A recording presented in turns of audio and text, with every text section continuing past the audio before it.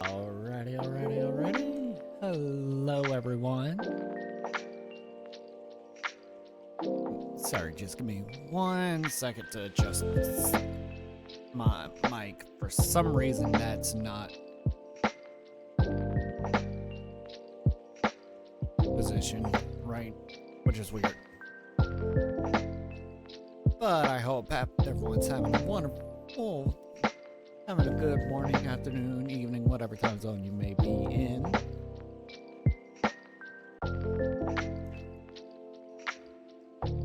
I am Umber Quasar Gemini Earth, and the Earth Elemental aspect of natural disasters. Yeah, that.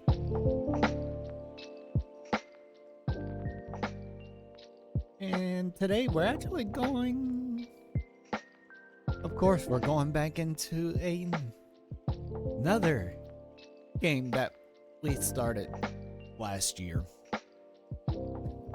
Because I have a really big backlog and I need to start working on it. Oh boy.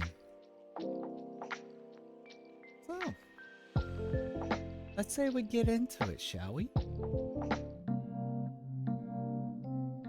Wait, hold on. Why is that?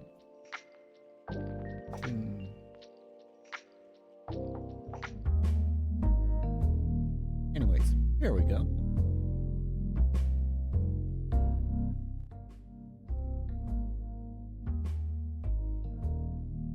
So hopefully that's not as rough.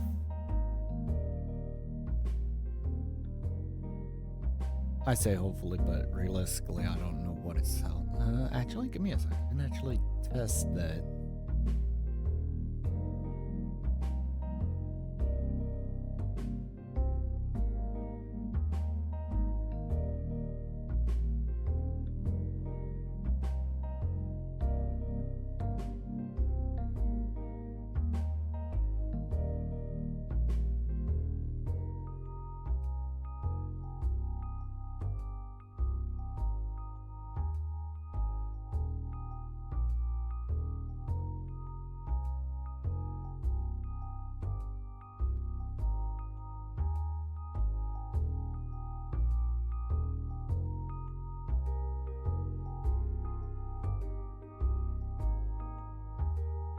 Alright.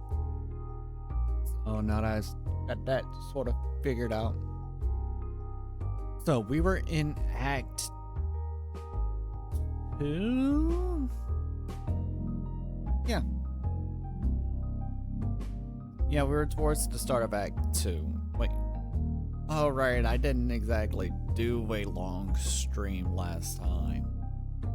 Because this is when I was starting to feel like my voice was actually... No, this was when my voice was actually going out.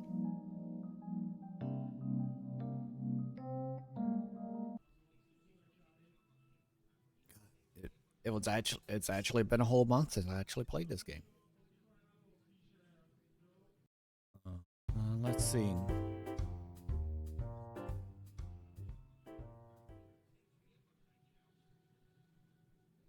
But what did happen?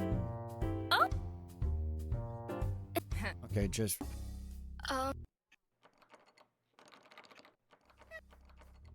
Siri. Okay, yeah, so it was just them doing regular art club stuff.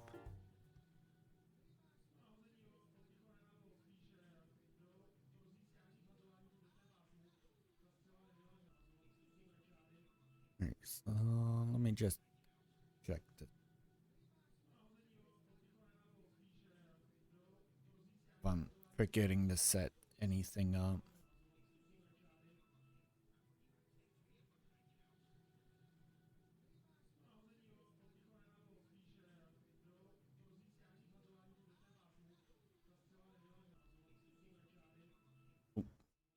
With winter setting in, I'll find myself settled in for the evening on the couch watching a movie on television, a blanket draped over me to try to keep me warm.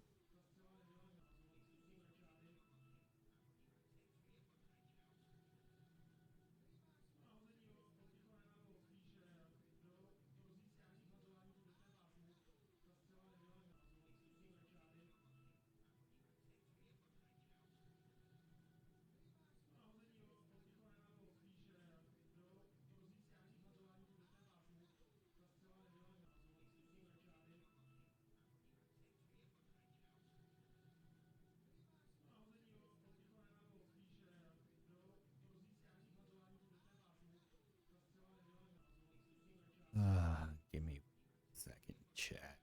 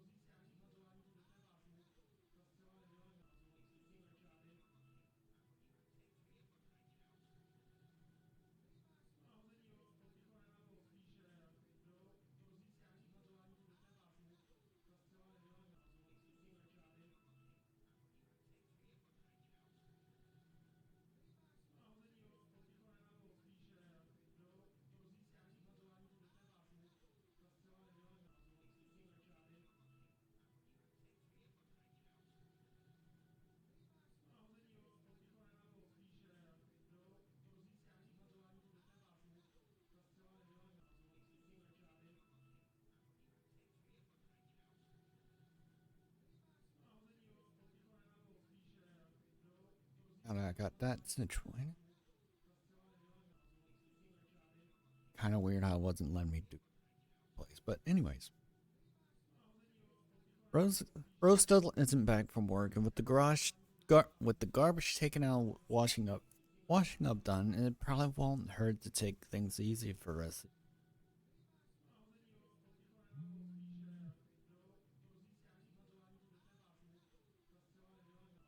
Okay, that was mine for a second. A loud ping comes from beside me, and my hand automatically reaching for the phone, sitting on the couch in response. Probably Rose saying she'll be late, doing me to microwave noodles for dinner again. Excuse me.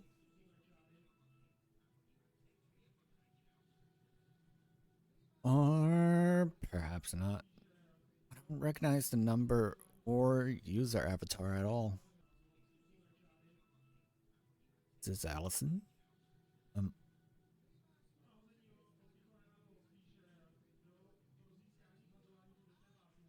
I briefly considered saying no, but that would be mean. And I could barely make out the picture beyond what I think to be yellow hair. I don't know any blondes besides Eileen and Millie, and the latter is unlikely to be messaging me.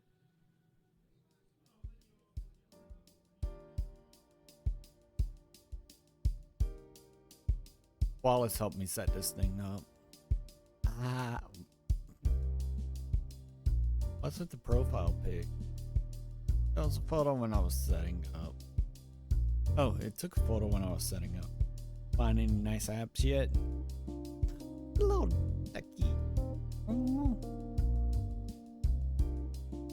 The phone charm. I haven't tried looking. I don't really get it. I can't help but get a little. Maybe she's making the effort when she made it clear she wasn't interested before.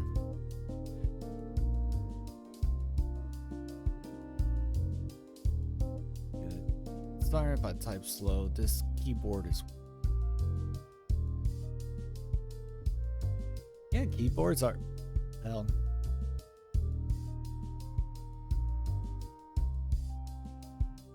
I was gonna say keyboards can be weird if you're not on a T9. Practice makes perfect. About that, wanted to say sorry about the parents thing. I was too touchy. It's okay. Wasn't really any of my business. Life doesn't always have happy endings. Things don't work out, and that's that. Ooh. Ow. Oh, now I'm hating past me for stopping at this.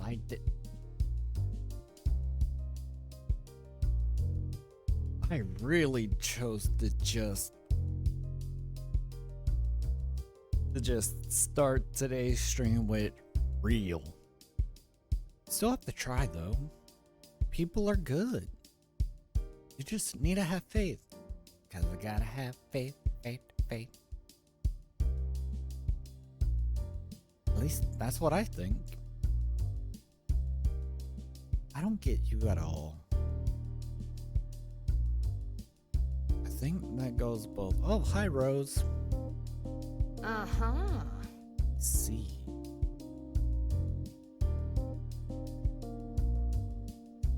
Taken completely unaware, I leap off the couch and spin around, barely keeping a hold of the phone in my hand. Oh! When did you get in? Just now. Sorry I couldn't help myself. Allow a long breath to steady myself as my heart slowly returns to its normal pace.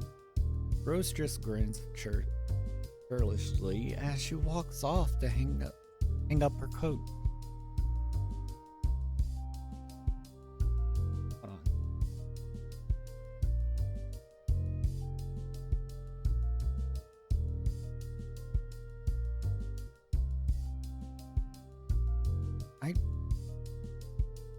Hold on. Hold on. Something feels off. Give me a second, chat.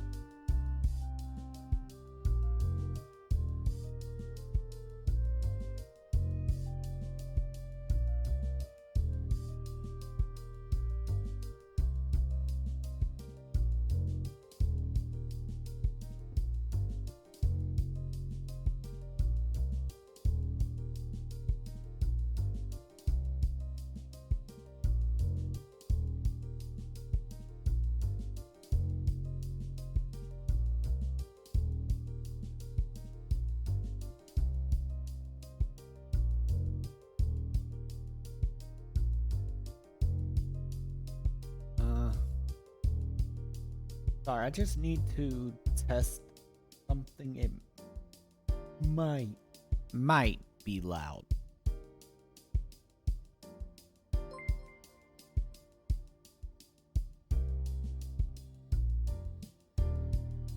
Why is there no sound?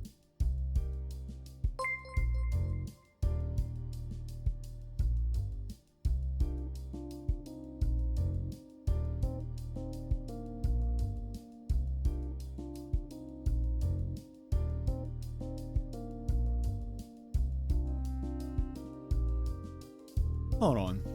No, this is weird.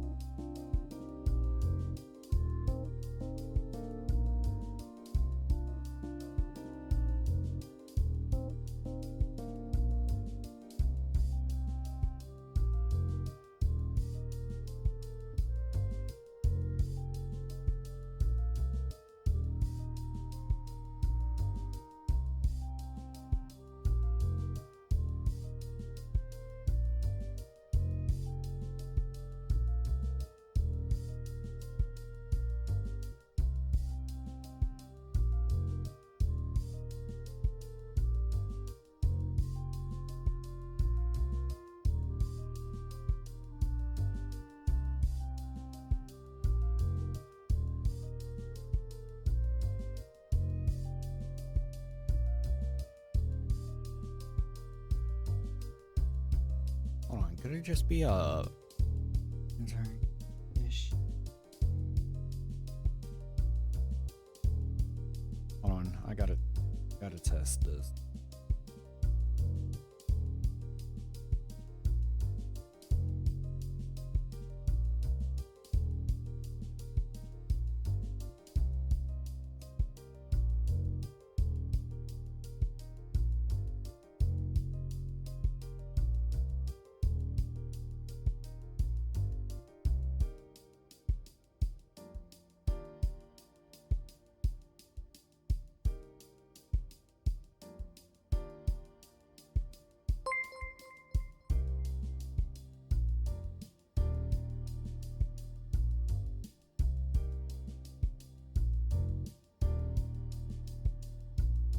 So it's 100% a monitoring.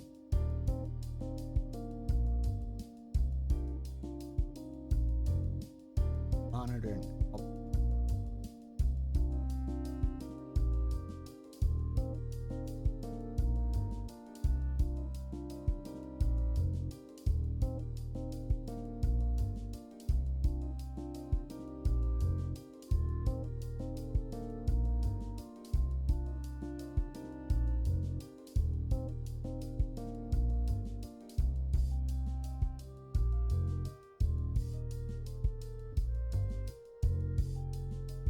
Let's just go back and test.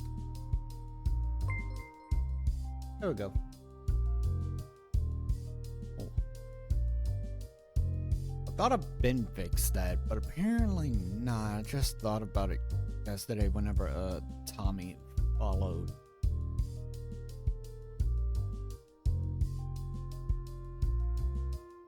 Anyways, here we go.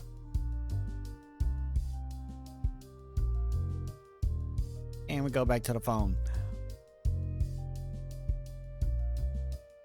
Roommate's back. Catch you tomorrow. See ya. With that, I tap the slide button to lock the phone once more, putting it on the counter beside me. You look happy. All I could do is grimace, my face becoming flushed with from embarrassment at her bullying. Thanks to my cheeks mildly hurting, I can tell she isn't wrong. I mean it. Does me good to see you managing to get yourself a social circle and all. You're worried? Can you blame me? No guys around, no friends. Always being so nervous. You changed a lot. I guess Eileen was right. Everyone really is there for me. Rose isn't wrong either. I do have friends now, and the art club's starting to become become a welcome little slice of familiarity to into the campus.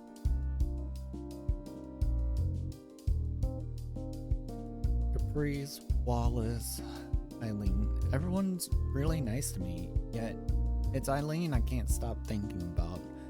Behind that cold exterior of hers, there's a genuinely kind person. What's with that face? Hold on. What's with that face?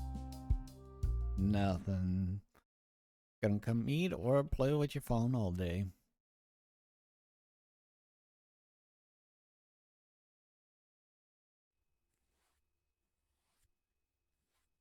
And scene change.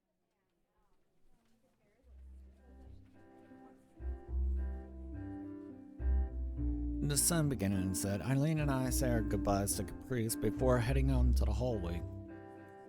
Calming Caprice down after she gets a bright idea, feels like trying to stifle a shaken soda can after opening it.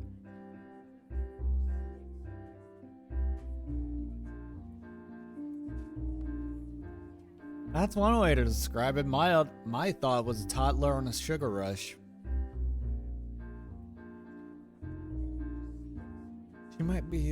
She might still be brimming with energy, but the two of us leave the art club's room utterly deflated.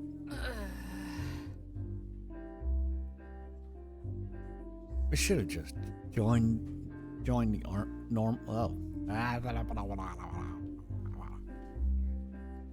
We should have just joined a normal art club. You know, the one which isn't led by a maniac. I wish I could get them. I wish I could get the two of them to see eye to eye more often. Caprice did say she's doing all this for Eileen's sake as much as her own, and she's far too straightforward to be lying about that.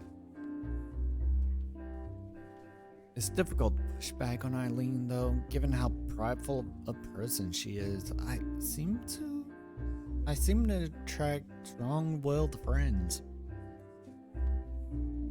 Yes, friends. She is a lot. She means well, though. Well, it's not bad if you're around to keep her occupied. For what it's worth, I was actually thinking this might be a little fun adventure. I wanted to thank you for making all this work out. She makes an exquisitely awkward face caught between my thanking her and the idea of having to share her room with us.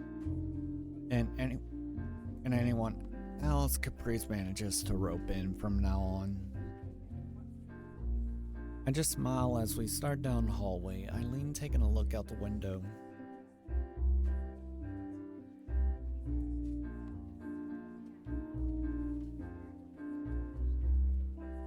Our gaze lingers for just that a little longer than usual, the snow once again having started falling outside. I can't blame her, given how pretty it looks. Damn, I'm gonna be shoveling snow again. What a pain. Really isn't the sentimental type. Huh?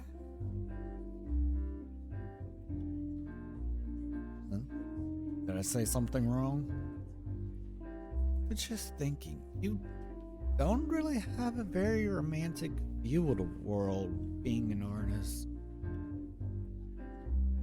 Is there much good about winter? Being back with family, all the pretty snow around, people in cute jackets and coats, holidays, the last one's debatable. I end up trailing off, Eileen hardly looking swayed as I counted my favorite things about the season on my finger. Holidays aren't a problem. Everywhere is starting to close up or shut down for the new year already. I just want to keep practicing instead of loafing around, but the life drawing classes are over and all the student modeling offers have dried up. I've seen notices for those on notice boards around campus, with students and others making a little cash on the side by modeling for artists. Those same notice boards have become much more bare over the last month. I feel sorry for her, given she takes painting so seriously. I was caught up in wanting to be back with my family that I didn't think how to be for her, especially when she doesn't get along with hers.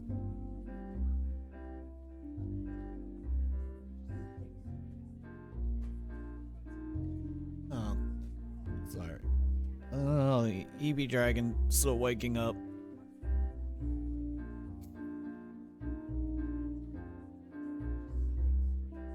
Coffee still hasn't kicked in yet.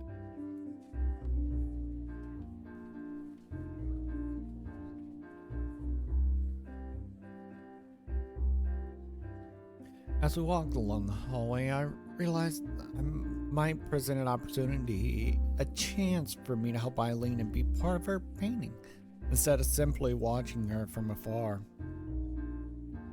I'm not completely sure about this, but my obvious scheming has already caught Eileen's eye. If it'd be helpful, I mean, maybe I could do it. At this, Eileen stops and turns to me.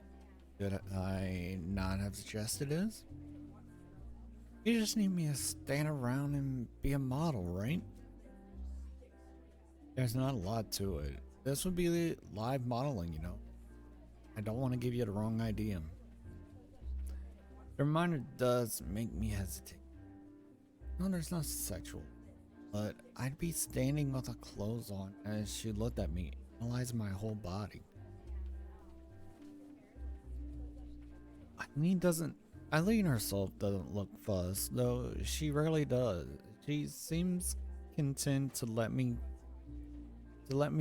come to a conclusion myself as she stands about, but my body language soon gives away what I'm thinking.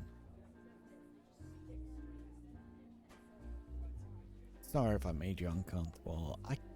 I can just work on other studies instead. No, I mean, she did mention herself that she's done this before. It'd simply be another method of practice painting for her. Would it be in your apartment or something? Yeah? She looks mildly surprised. I'm still considering this. If it was anyone else, I don't think I could do this. For Eileen, though. Okay. It's fine. I'll do it.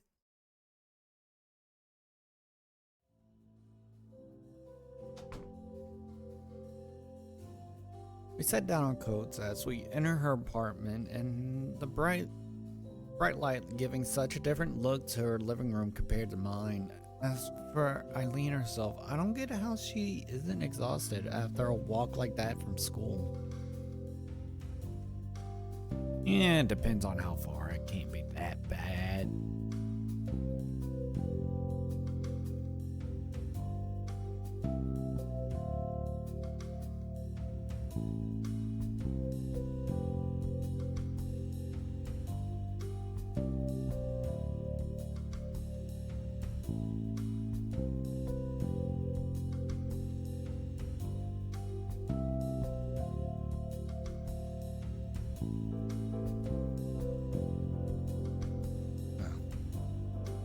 But try as I might to distract myself, something feels off no matter how I try to ignore it.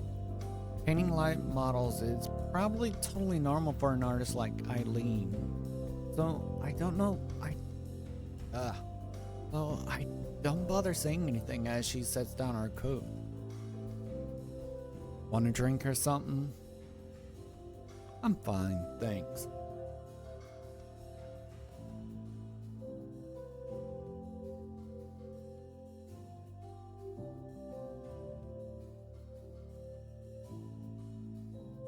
Sure. Suit, suit yourself. Suit your.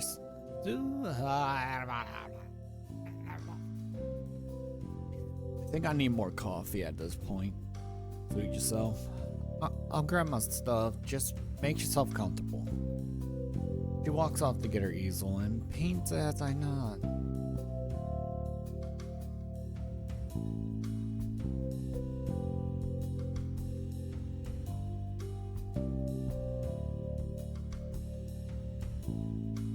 Without much else, as she disappears into another room, I idly look around while taking off my own coat and gloves. Her apartment hasn't been cleaned up this time, which is an interesting change beyond the easel with a finished painting sitting on it. One of a few colorful fashion magazines lie on the coffee table near a mug left sitting around.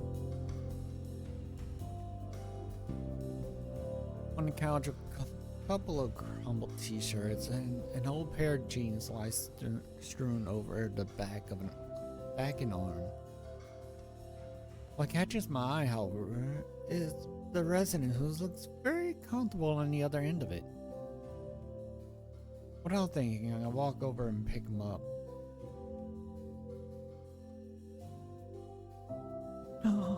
Oh, adorable. It's a bunny.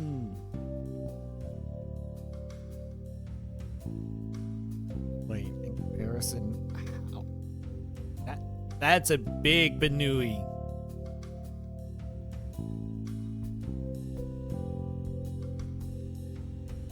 That is a big Banui.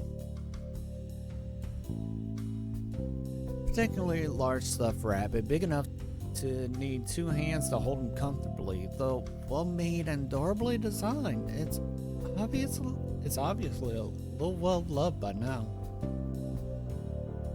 I'm sure I hadn't noticed such a thing if it were around when Wallace and I came for dinner, so it must have been stuffed in her bedroom or something. Noticing movement out of the corner of my eye, I turned and looked up. Eileen simply stared at me, face flat, as she holds a bag of supplies in her hand. I really shouldn't have gone and started fiddling with her stuff. Awkward. Sorry. Sorry.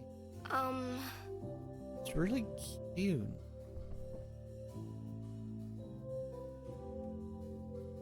She puts her bag down and sighs, giving me a bit of relief that she isn't angry. Silently, she strides over and takes the toy from me as I offer it to her. My sister gave it to me to keep me company when I moved out. I'm disappointed by how little emotion in Eileen's voice when she says so, but those thoughts quickly disappear as she gently settles down the rabbit where it had been. She takes care to set it down gently with a quick brush of his fur. That moment made me smile as she stepped back and looked at it. Warms my heart. It only lasts for a second, but her face is unmistakably that of a child, one taking care of their favorite companion. So Eileen does have a cute side to her. Somehow I feel a little bit less wound up about everything now. I see. She's not that different to me in the end. As she turns away, I remember the task at hand. So I'll just set up the easel and canvas, and I'll have everything ready. Should I take my clothes off then? She's about to answer before pausing for a moment. Much as I try to stifle my awkwardness, undressing in front of someone else is still weird. If it's a problem, you can grab a towel. I can make do. Feeling more than a little sheepish, I glance around to be more sure of my surroundings. The blinds are shut as they were before, and the door is still locked, so I'm not sure what I expected. Maybe the silence is putting me off. The apartment being set so far back at the road, unlike mine. I say that I'm fine, but I can't quite get over the stumbling block of being bared in front of someone. Meeting halfway will do for now. As Eileen sets her previous painting on the kitchen countertop, I pop into the bathroom.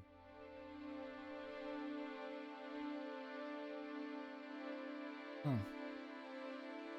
My heart's practically in my mouth as I reappear in the room with the towel wrapped around me. Precious little being covered as I take my place before. Should I stand like this, or...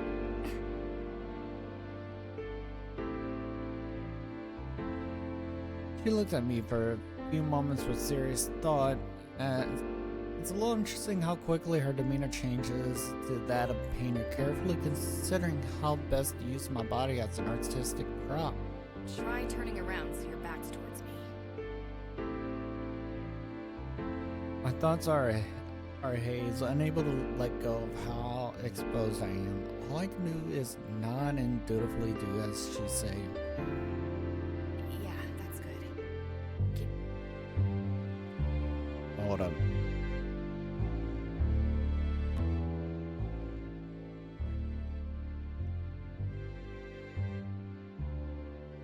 Is this thing working? Is this thing working? Hey, this is Rose speaking. Testing, testing.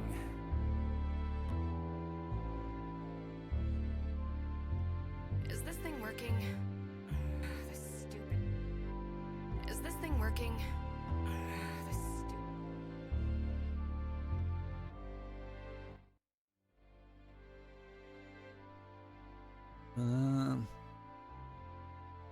That should be fine now. Hopefully.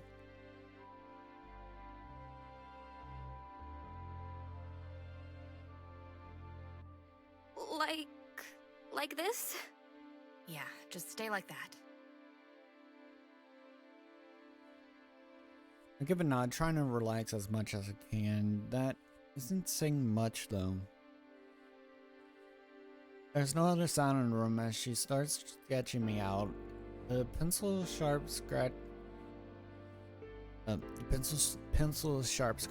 filling the air. It's certainly an odd experience to think somebody's looking at my body so analytically, taking in every detail, considering it, and copying it to canvas. For Eileen's sake, I try to keep it as still as possible, despite the butterflies in my stomach. Her pencil work apparently finished. The gentle sound of brushstrokes starts as her painting begins in its earnest. She's fast at sketching. I suppose she'd have been good a bit. I suppose she'd have a good bit of practice at this. I can't see much at all with my head slightly down like this, but at least this position is easy to keep. Without anything in particular to focus my eyes on, I can't help but turn my thoughts inward. How do people do this without getting self-conscious? Nobody's ever looked at my naked body like this, carefully analyzing every curve. I wonder how I look to her right now. Gross compared to Eileen. I look plain at best. Hey, I know it's not easy, but can you try not to tense up so much?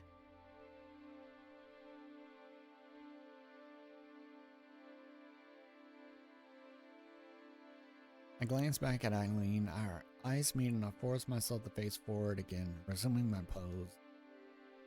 Sorry. It's okay. Not too much longer. Her expression was so focused and analytical, I sometimes forget that serious artwork can take so much knowledge and logic as well as creativity. I really am just an art prop for her.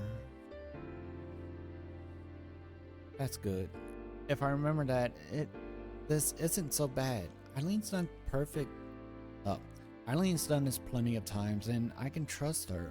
I was the one who offered anyway. The reason I did this was to help her, and now I can finally be a part of her true passion in painting. I feel the corners of my mouth tug a little at the idea.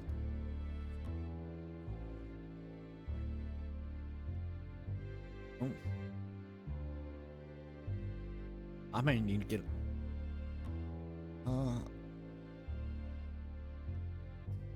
Makes me feel a little special that she's looking at me this way. While she no doubt done life drawing before, this is something different.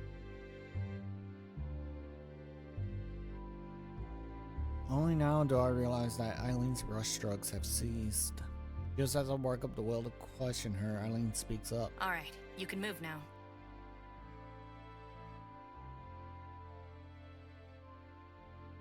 A weight comes off me as my entire body slumps. A long breath escapes my lips. It feels like my entire body deflates. Thankfully that my duty has been fulfilled, I adjust the towel a little to ensure it doesn't slip off. My first thought is to go where I've carefully placed my clothes, but on the way I'm distracted by the sight of it.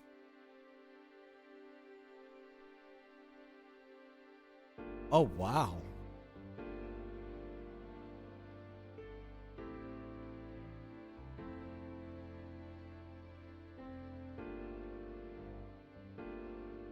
I'm left speechless. I have to resist the urge to reach out and touch it. This is how Eileen sees me. Not gross nor plain. My heart stings a little as my eyes move across the canvas, seeing through Eileen's eyes how she sees me. Hi, Possum! As I stand gazing at the painting, I feel a coat come over me. Eileen draping it over my shoulders. I'm about to thank her before the words stolen from my mouth by her different demeanor.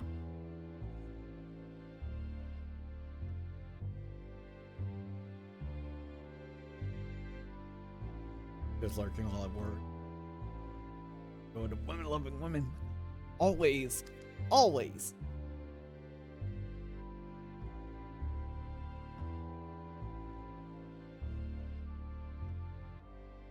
I mean, it wouldn't be Gay Shit Wednesday without gay shit. But at the same time, I'm actually gonna take a small tiny break to actually go turn the kettle on. That way I can actually make some coffee. Because I need more coffee. So we will be right back.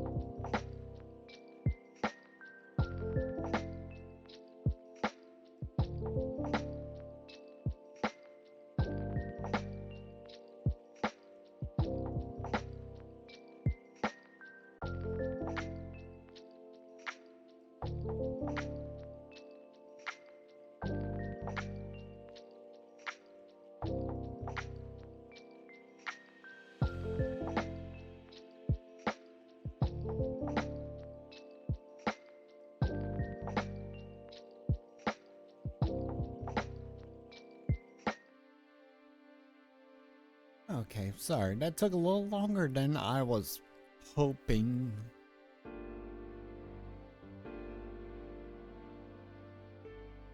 Because, fun fact, I don't have a normal coffee maker, so it's always either French press or pour over, and my French press wasn't clean, so.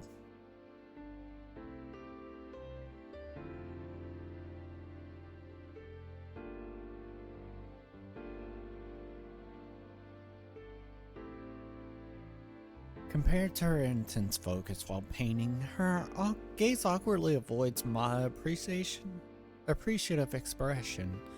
All I can do is smile as I clasp the coat tight, the bashful Eileen standing in silence beside me. It's beautiful.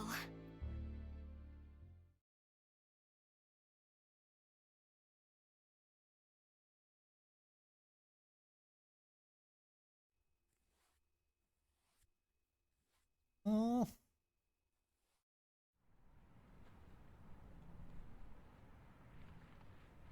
The street light leads us along as we walk. The street light led us along as we walk along the snow-dusty street. There are pinpricks of light piercing the evening's darkness.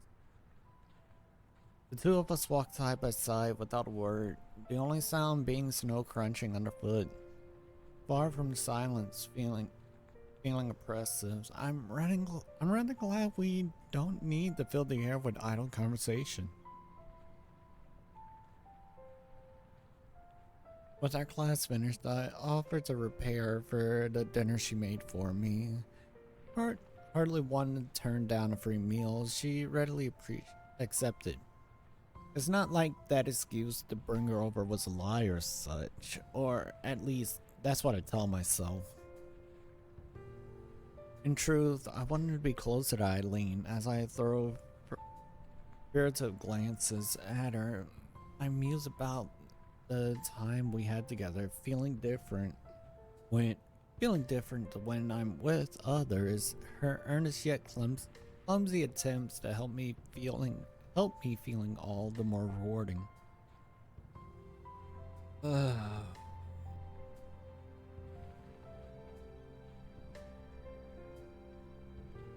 Let it be known, I am bad at reading. I can read, I'm just bad.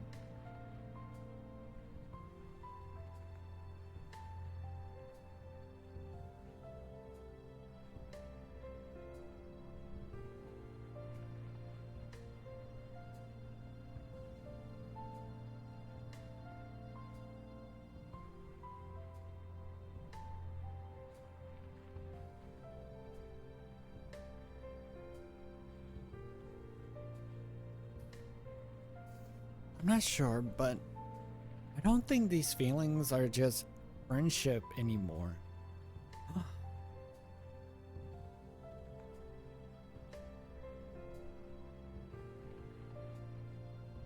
It begins.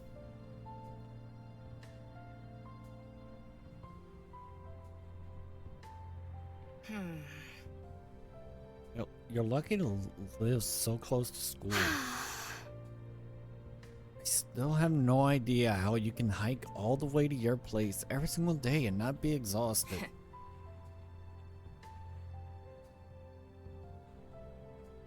That's what happens when you don't wimp out of walking. Being fit has its advantages. I'll stop myself from imagining how fit Eileen's body is. I'm reminded that she's seen my own body. Aww. And cringe and embarrassment as I remember modeling for her the other day, trying to shake off the feeling before she notices. Oh, so it was a time jump. Wait, was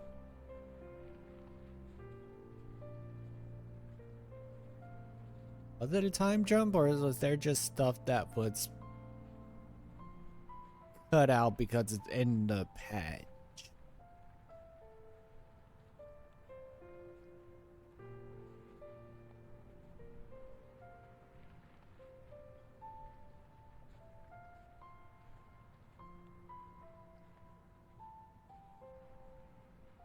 Eventually, we reached the now familiar apartment building. The two of us stopping a moment.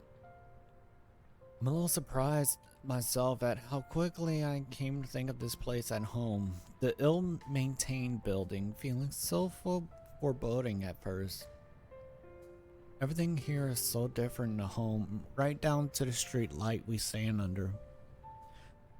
Gone were the modern white lights of town and suburbs, replaced by dull orange lamps which occasionally flickered. Well, here it is. I'm a little more nervous about what she thinks of this new home after bringing her all the way here. Rather than judging me for it, she looks more to be carefully studying it. My nervous attempts to read her stoic gaze gets me nowhere. Looks nice. So, what's your roommate like anyways?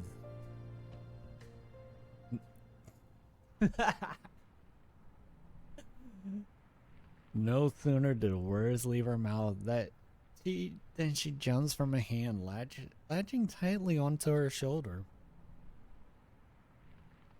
I didn't even notice her in the darkness. She must have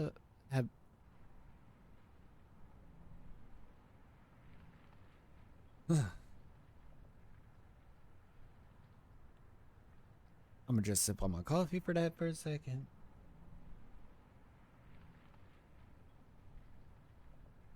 She must have been having a smoke outside when she saw us. Hey!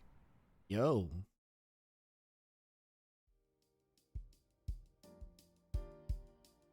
As we sit down at the dinner table, Eileen's gaze having trouble staying on us. I know those eyes well. They're those of tourists, taking in everything around them while desperately trying to engrave it in memory.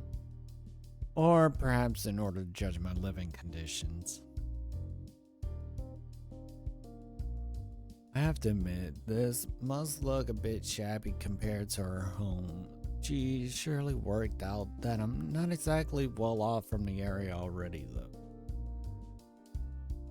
Compared to Eileen's apartment, ours is full with the artifacts of life. A couple stuffed animals, some posters, some movie posters and DVDs around the place, an aging console next to the television, and various bits and bobs accumulated through the years littered the room. Eileen's eyes pass all over it all, but she stays usually subdued. Perhaps the reason isn't the room itself, but the person sitting across from her. Huh? So this is where you live, huh? Sorry if it's a bit cold. The heating's having problems. Feel that. Well, no, I take it back. The heating is having problems. I just have issues remembering that, hey, you can turn the heater up. An electric bill. You mean having problems as usual. There goes trying to put on a front. I know it doesn't look great from the outside, but we try to keep the place nice to live in. Fixing leaks, giving the place a lick of paint, patching holes, and all that. Gets Allison a crash course in handiwork too. It isn't much, but it's home. Gotta count for something, right? It does. You've done a good job on making this place homely. You never told me you were this good at science and math, Allison. No wonder it seems so easy for you. She gestures towards the trophy on the side table and certificate on the wall above it, being awards from competitions I won in high school. Huh? You never asked. Allison! What? Seriously? Come on, Allison.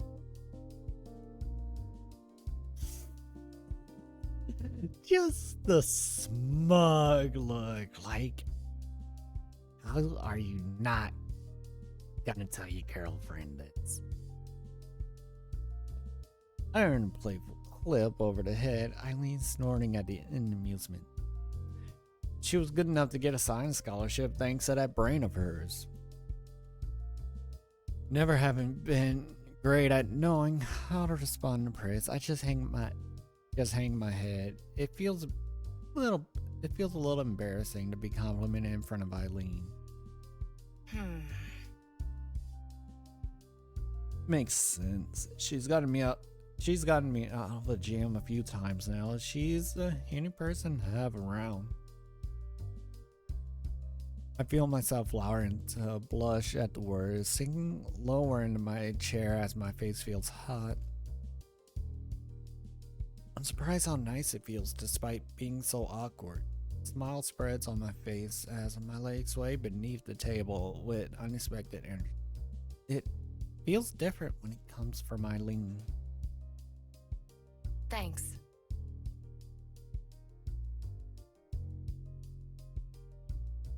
Yeah, we call that being in love. Just saying. Thanks for the food, by the way. Yeah. It's nothing. Nice to finally meet someone from Allison's side of the fence for a change, actually. I was starting to get worried she didn't have any friends.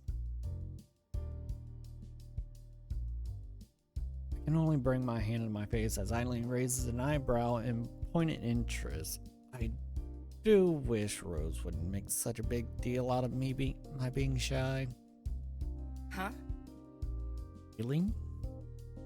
Not exactly the outgoing type, I guess.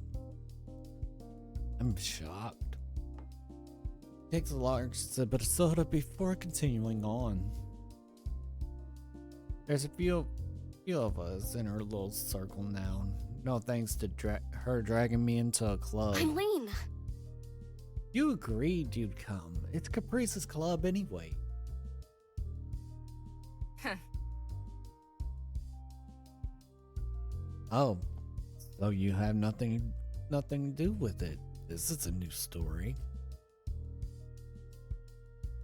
All I can do is grimace as Eileen lifts an eyebrow, getting the rise out of me that she wanted. She softens the blow a little with a nudge from her shoulder, earning a smile from Rose. Eileen gives a mighty yawn, poorly hidden by the hand cover over her mouth. I don't think I've seen her bother trying to hide one before. Sorry. That is a fucking mood.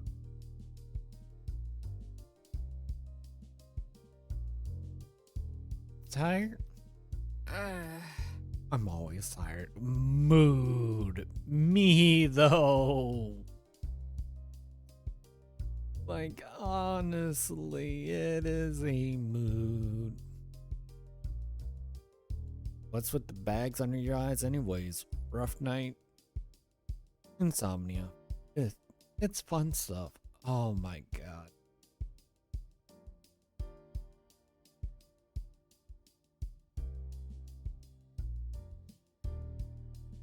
Eileen is literally me. The only difference is I struggle with painting.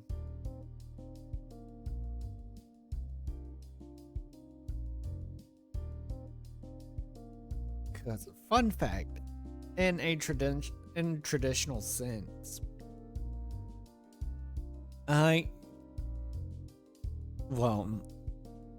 more used to.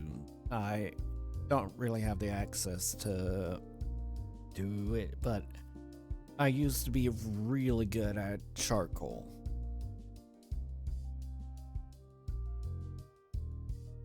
And at one point I was in uni for art, but it just, a lot of the issue was more of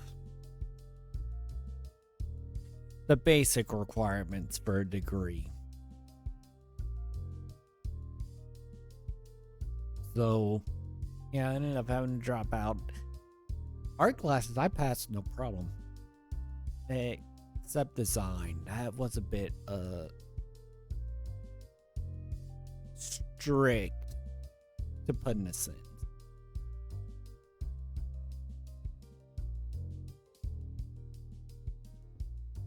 Wait. It's like, I just realized I need,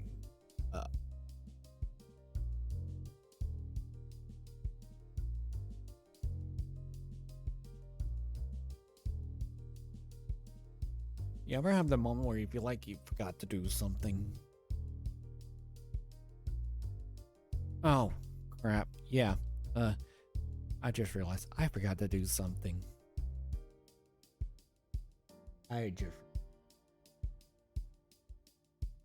Give me one small second while I set that up.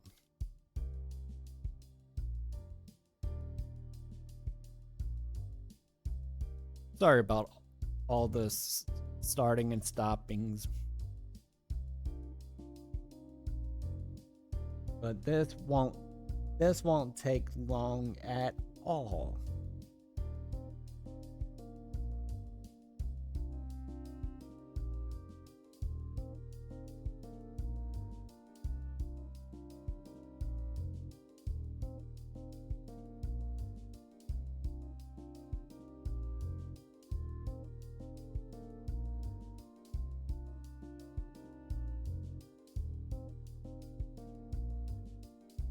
Let me just.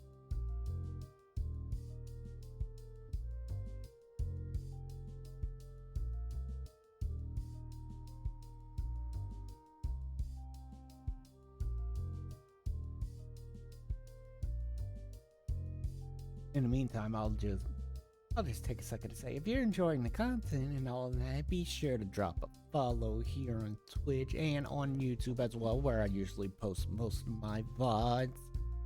Just in case you missed one, if you missed a stream and you want to be able to catch up on it.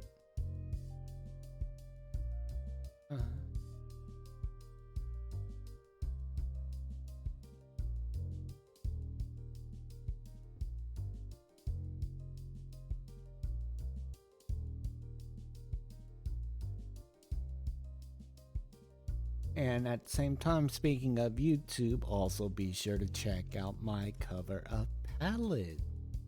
First ever color that was released at the beginning of the year. Quite literally.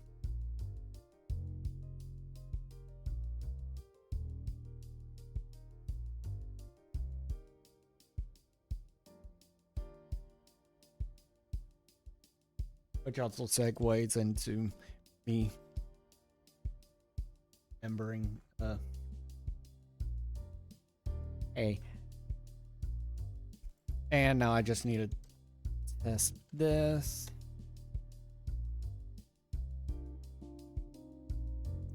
Okay, cool. It works. Gotta get it out there because fucking hell, 4 to 5 months working on that and bugging the crap out of my gen mates about, hey, does this sound right? Does this sound better? Hey, how does this sound now?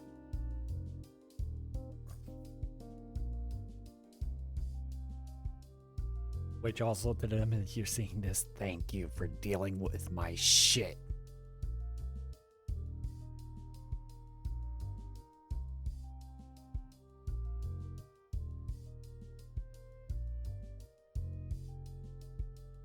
Okay. Take another sip of coffee because coffee.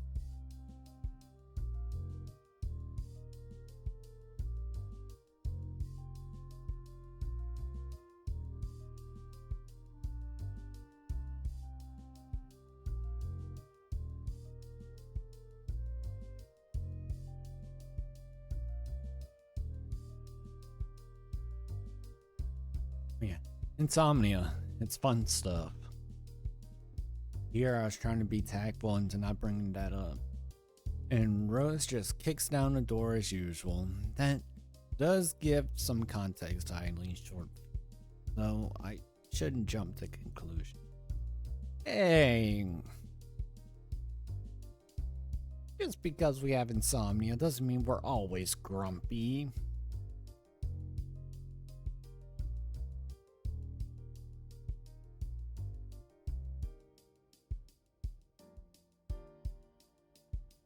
And anyway, well, they say good, wholesome food can fix that. Hopefully this will pick you up a bit. Nothing says homemade like burgers and fries after all.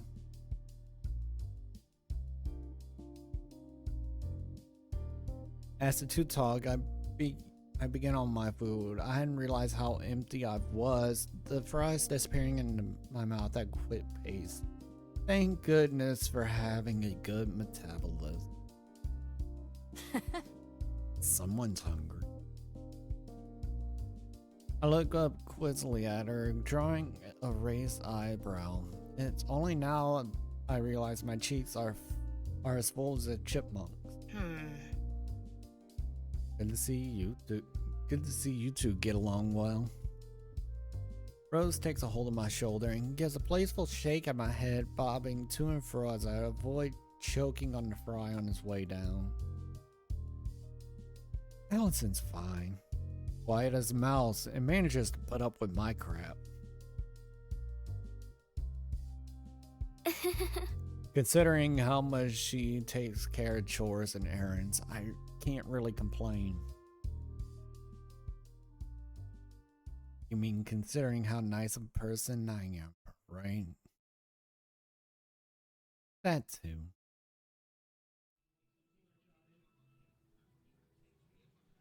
The three of us munch away on our food. The quiet sounds of cars outside and prattling from television provide what little noise there is to be heard.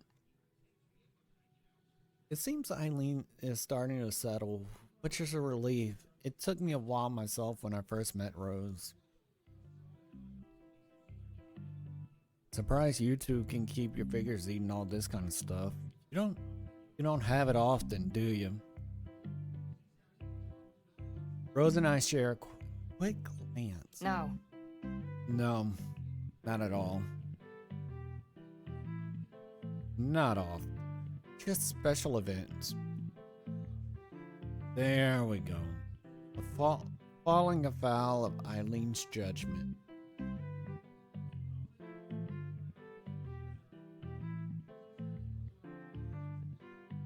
Should just get a rice cooker, buy the rice in bulk, grab some vegetable packets, throw them together.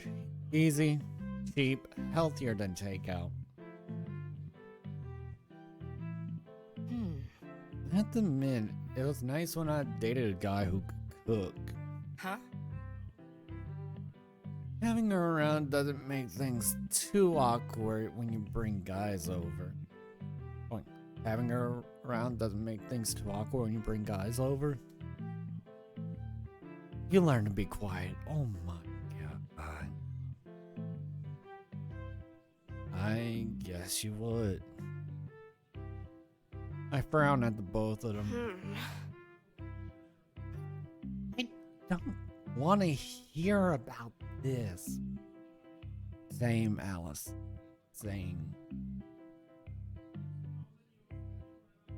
If you didn't know already, that means I've been doing a good job. Oh my god, Rose.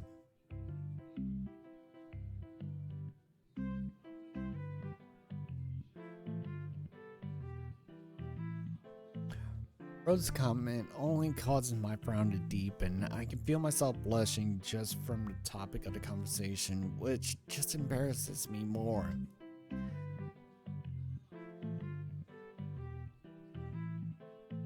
Besides, if you ever want to get a boyfriend, you're gonna have to learn too if you want to bring him around here. I won't be doing anything like that. Rose laughs, and even Eileen looks at me. I sulk, hating that the attention had been centered on me now. I especially don't want to have this kind of conversation around Eileen. Thankfully, Rose seems content with her teasing. So what's your story? You're a friend of Allison, right? Turned out that way. Just another student at the community college, majoring in art. The artsy type, huh? Going for the big bucks then? Thanks. I'm sure you'll find something, hopefully not involving burgers and fries.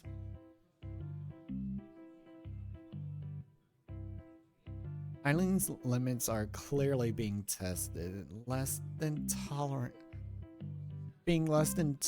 of being poked at than I. Hopefully Rose realizes it. You seem like the artsy type yourself. What's with all the ink? Eileen motions to Rose's left side while brandishing a French fry, the tattoo on her upper arm made more noticeably by her tank top. Honestly, that is pretty art.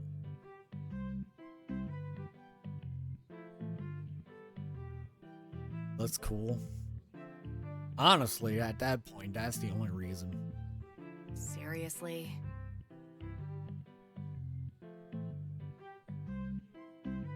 Uh-huh. Expected it to be my life story or something? That was my first. Oh, yeah. Wait, no. Forget what I said. I'm in the Yakuza, and they gave me this as my initiation.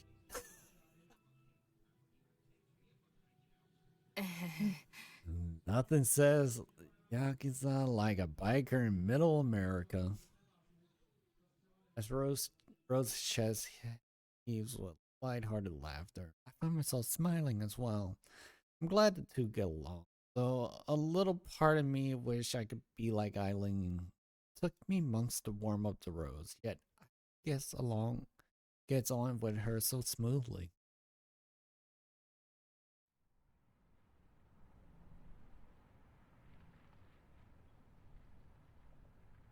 At this point, with how much I love the art, it'd be cool. Be like, hey, Elon artist, do one of you wanna draw up tattoo art for me? I have an idea.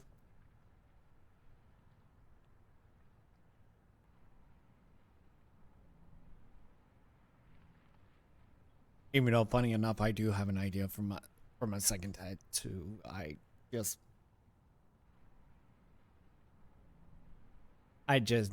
need someone to be able to draw it up.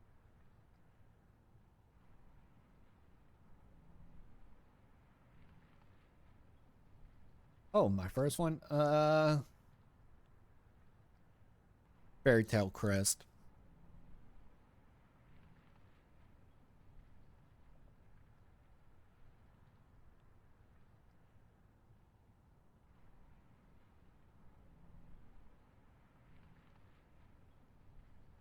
Standing out in front of the apartment once more, we say our goodbyes for real this time, even if she pointedly refuses Rose's later offer of transport.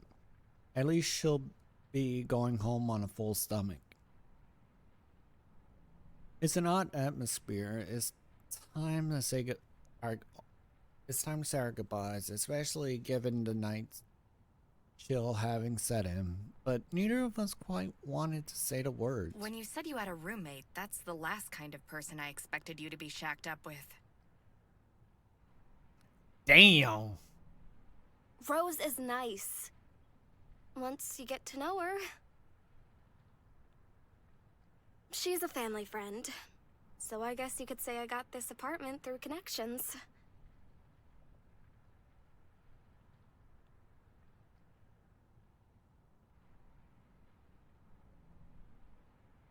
Eileen's not really wrong though. Ever since starting at community college, I've gone from having a couple of very alike friends at high school to increasing menagerie of odd characters.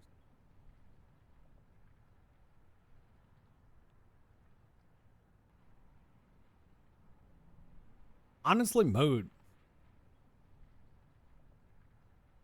Minus the whole doing meeting all the friends at uni.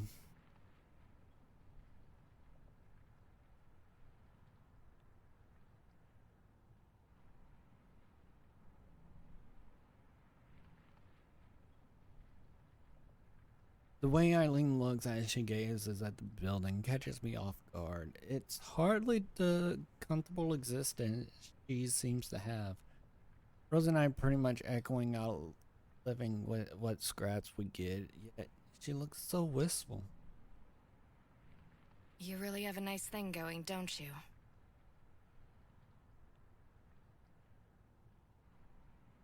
Yeah, I guess so.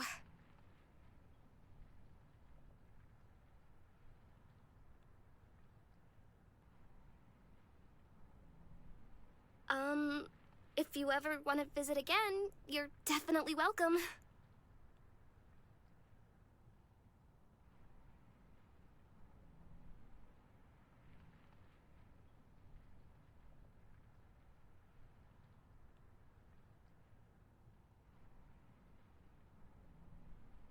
She gives an amused snort and smile. I'll have to take you up on that sometime.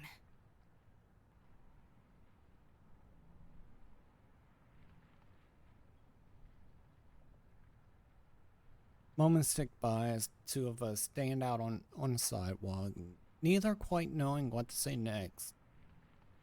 I want her to stay around some more to talk to, but I know it's already getting late. Idly thinking over our dinner tonight, something to talk about, something to talk with her about. One particular part of the conversation keeps sticking out. Replaying in my head, I can feel my face going red before I can cover it with. What's wrong? I can't believe Rose was talking about that kind of stuff, even though you just met her. Sorry about that.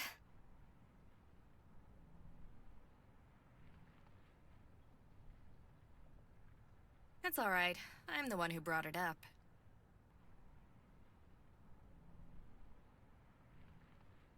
That's right. You're just as bad.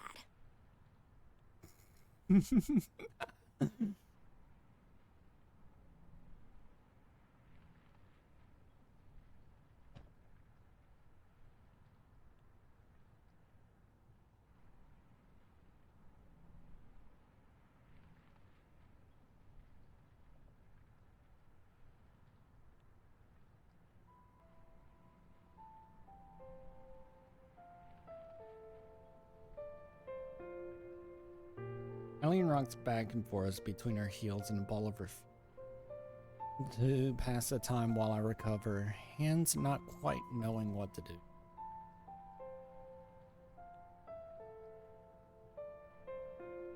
The zoom in. Eventually, thankfully, Eileen breaks the silence between us. Thanks for inviting me here. I'm glad to have been over tonight. Why? To be honest, I had you pegged as some spoiled little delicate flower when I first met you.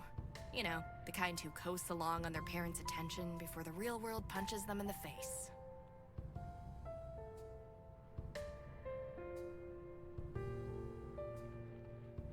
Well, damn. It looks like you have your life pretty sorted, though. You've got a good head on your shoulders, friends, and a cool roommate. You've managed to scratch together a pretty decent life for yourself.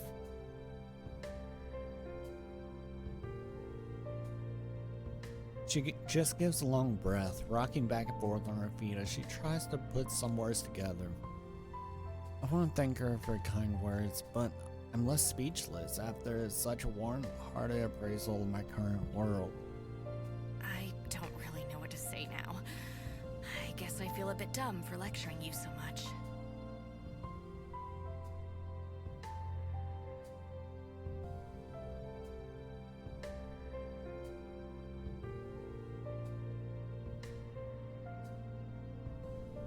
It's fine, really. My frantic brushing off the idea puts the both of us on the back foot. Smiling, with that wonderful, rare smile of hers, she seems to accept the situation. Before I can say anything more, the blonde girl turns to begin the long walk back home. Without looking back, Eileen simply raises her hand into the air as she strolls off down the road, as she's as confident as ever.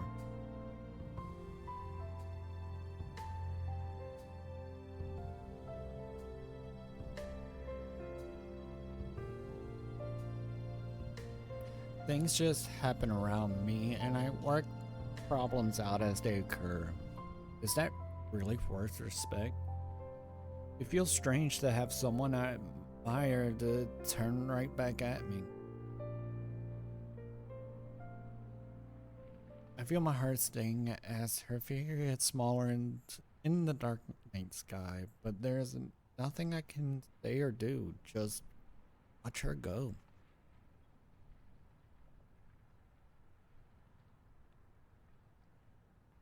The cold night's breeze went past the balcony, my thin jacket doing little to stop it. The only noise to be heard is the odd car rushing down the street through darkness, or snippets of muffled music from the neighboring apartment.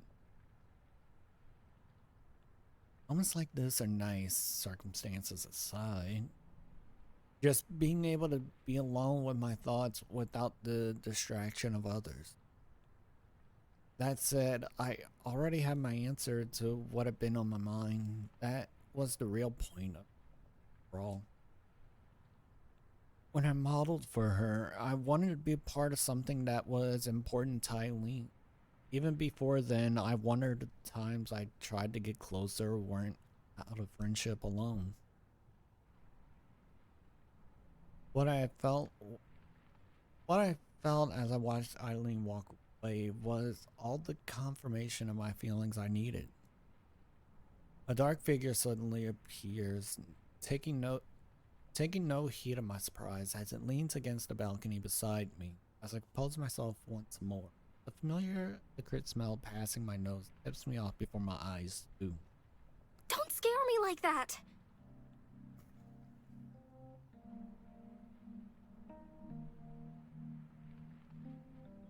How does she do it?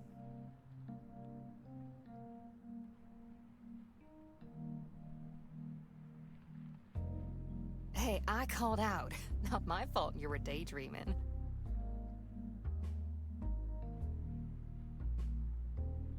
Her mention of it brings all my worries flooding right back. Hardly wanting to look at Rose while thinking about all this, I turn back and try to ignore her the best I can. Rose mentioned how I should think about finding partners sometime while in college. My parents too, even my high school friends before I came. I was content on focusing on school and keeping such complications out of my mind until my life was all set up and ready. College has already set me right on that account. Life doesn't go on until you're ready to face it. Rose simply blows a puff of smoke, a thin stream passing her lips and disappearing into the night sky. Trying to keep my mouth shut, but the smell proves too much for me as I bring up my hand to my face. That's terrible. You're the one who banishes me here, remember?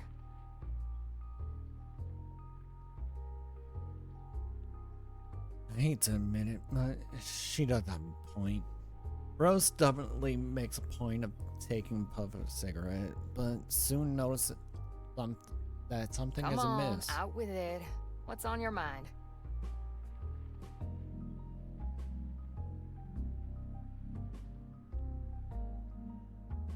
It'd be easy enough to wave her off. One of the things I like about Rose that she knows when to step back, and this is the kind of thing plenty of people keep private. But somehow, even if I haven't told Eileen how I felt, I kind of want someone else to know. I think I like someone. I watched her reaction with the best attempt I can muster at casual interest. I'm surprised by how unsurprised Rose is. After a torturous time, she finishes her puff at a cigarette and takes it from her mouth. You had the look of someone with that on the mind. It's that Eileen girl, right?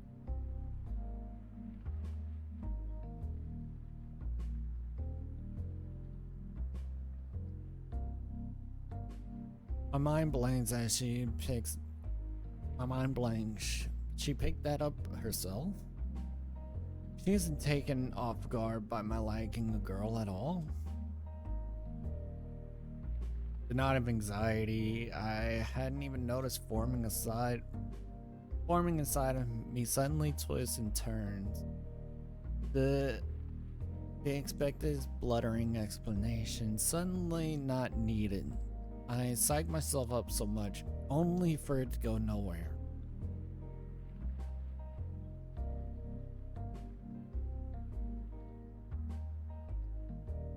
Don't worry, hun, we've all been there.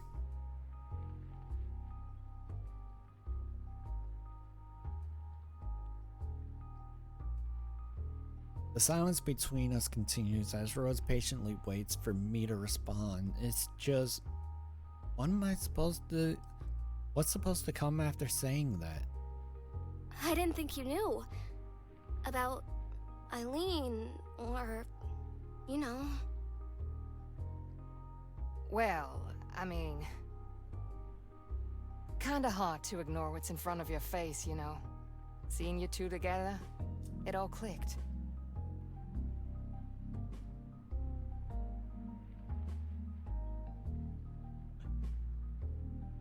You know,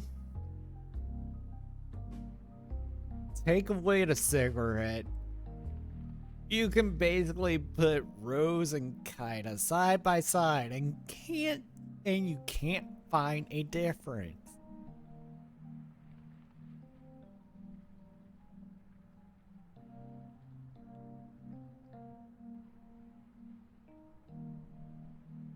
You don't think I'm weird?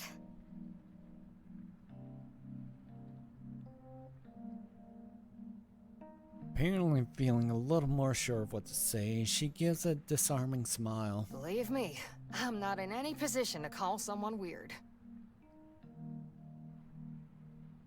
Yeah. Hey, that's not what you're supposed to say. She elbows me in response to my mostly unintentional bite back.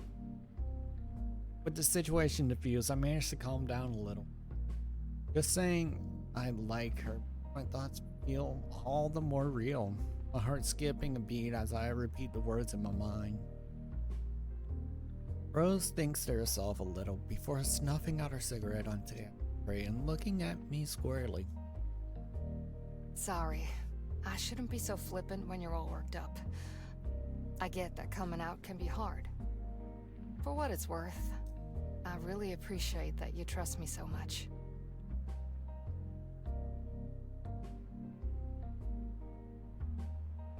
A warm smile on her face proves infectious, all tensions from the air fading away. I hardly mind now that I managed to unwind a little. I get the feeling she's stumbling through this herself.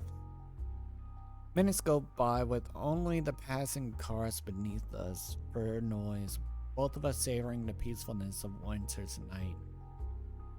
At loose ends, I lean against the balcony railing and finally breaking the silence.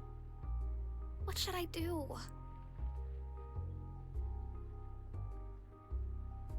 You mean...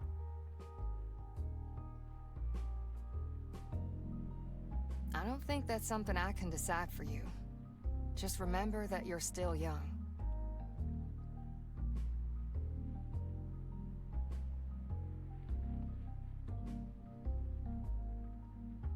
So you don't think it'll work out? We're not saying that, sweetie.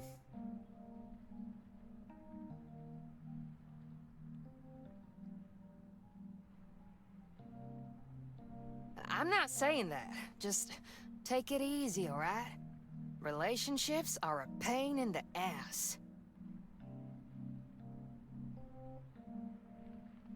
This isn't what I hope Rose would say at all, but that doesn't mean she's wrong. I thought love was supposed to feel all happy and warm, but I feel more nervous than anything else.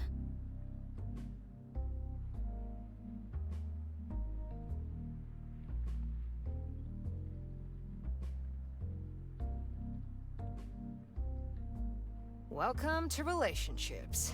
Falling for someone is easy. It's what comes next that's hard.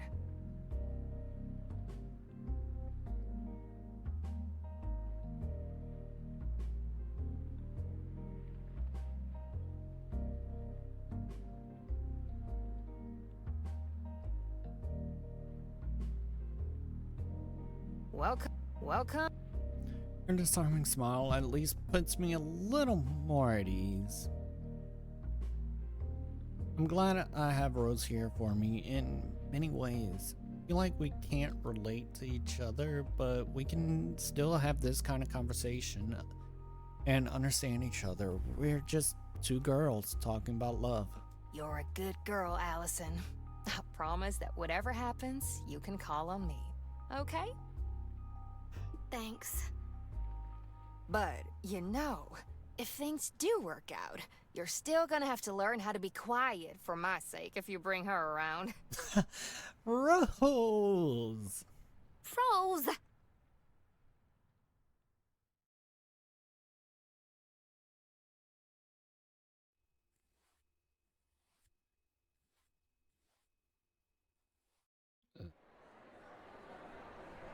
We're gonna take a quick second to save.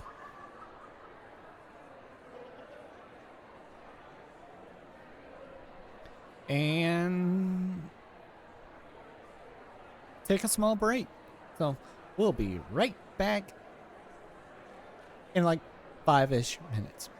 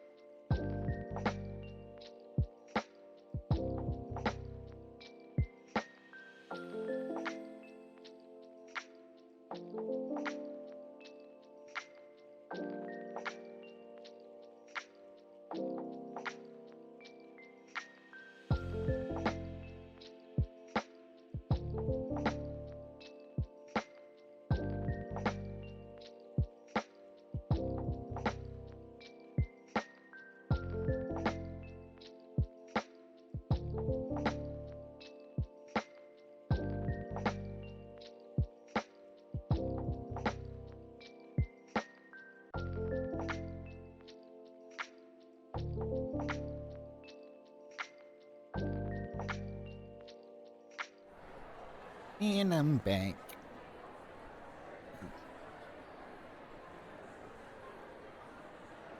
Froze! Well, I have my doubt that the city workers managed to get the Christmas tree in the city main square finished, just on schedule for the first day of December. Oh. So we're at this point. Okay. Here I was thinking time frame was like midway or like already in December. Its oversized tinsel and bauble gleam happily in morning's light, proudly announcing the coming of the holiday. I guess that's one normal way to do it. Usually my way is to go, Ashire Sorio Kaze no Yoni Tsuki Hana yo Padoru Padoru.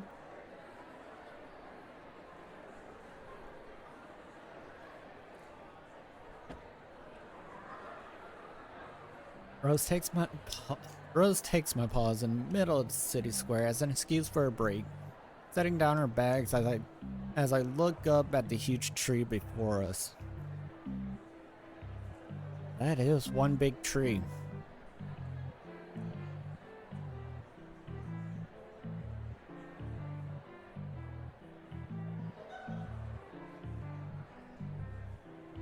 At the same time, it's like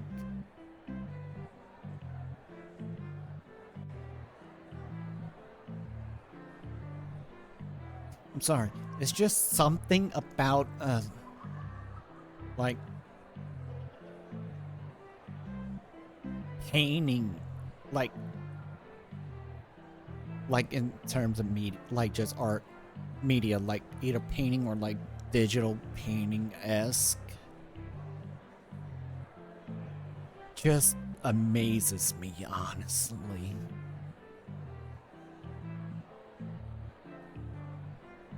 Cause like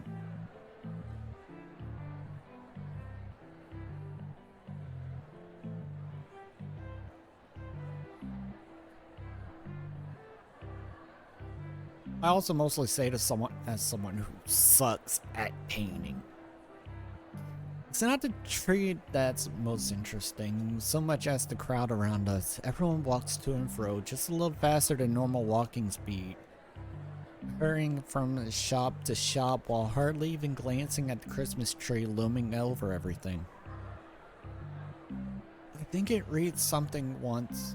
I think I read something once about feeling alone even in a crowd. So many faces pass by, from couples holding hands to businessmen to groups of friends, yet I feel more disconnected than when I'm actually alone.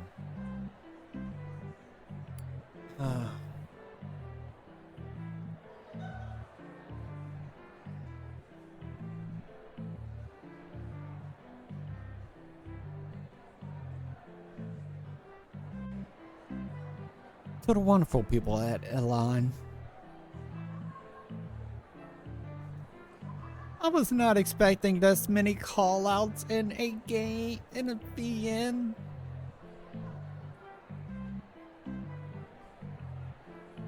The click of the lighter next to me reminds me of my companion. The cigarette now pursed in a corner of her mouth, glowing brightly.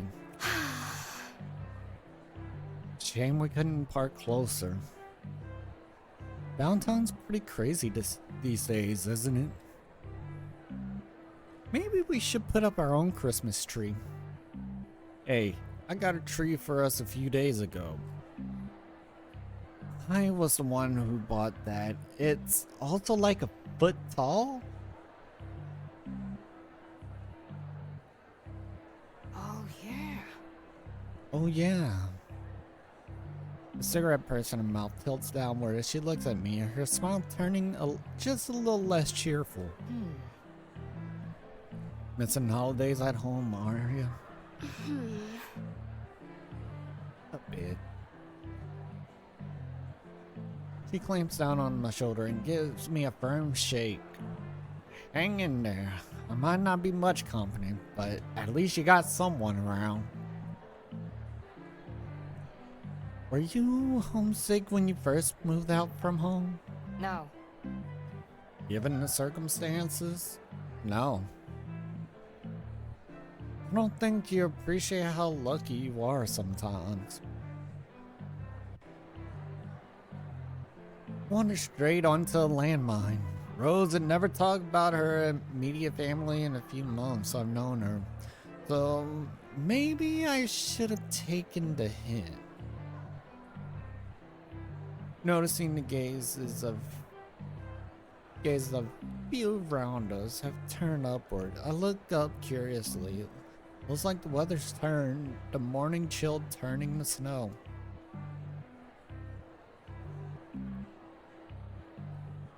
Piss off, winter. Hey!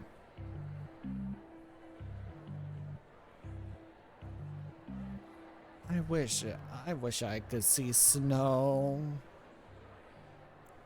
With the dissatisfied puff, she puts out the cigarette on a nearby bin lid before flicking it in with the practice motion. Taking her bags once more, we continue to slog back to the bike.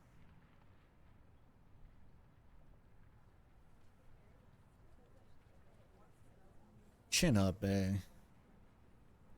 I was gonna say this later, but I bought your favorite while you weren't looking. Oh! Strawberry truffle. Uh-huh. You know it. Just thanks for pulling your weight a bit more. It's nice seeing you getting yourself together. Just as I'm about to thank her, a loud ping comes from my jacket. A little sheepish. I take my phone from my pocket to check what the message is.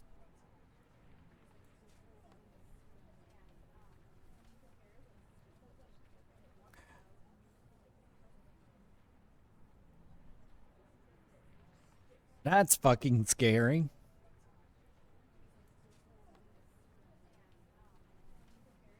Behind you.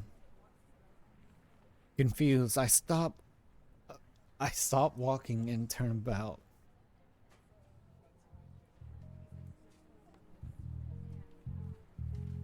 Eileen holds her hand high as she walks slowly up the street, slipping her phone into her pocket as she arrives. I'm happy to see her, but something makes me hesitate. Something Rose picks up on by her churlish grin. I know, right? The profile pic is just... It's just on brand. I know full well I've fallen for Eileen. My stomach tying itself in knots at the sight of her makes me realize that asking her out will have to come sooner rather than later.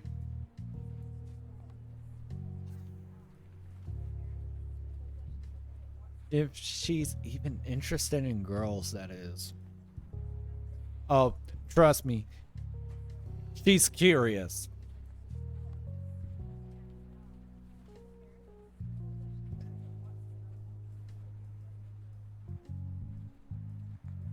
Makes Eileen seem like some kind of cryptid.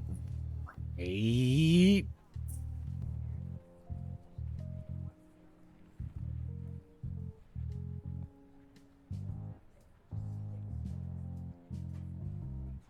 Trying to put my worries out of mind as best I can.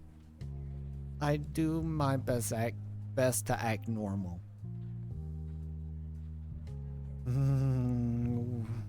I have a feeling I know how this is gonna go. You sure been getting some use out of that phone. Morning. Starting to see the appeal of things, yeah. Morning, Rose. Hey. What's up? Just out for a walk. The apartment gets stifling after a while. Not interrupting anything, am I? When she puts it like that, she sounds far older than she should. In fact, she didn't own a smartphone. Like simple walks alone and spending her days painting. I'm starting to doubt the girl I fell for is really my own age.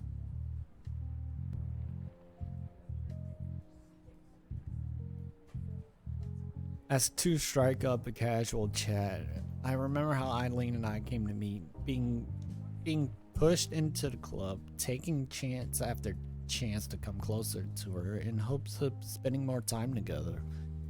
It's only that persistence which gained me her friendship. My heart begins to beat as I talk myself into the plan forming in my head. Pushing myself got me this far. Perhaps I could take one more step. Hey, Rose, can I leave these with you?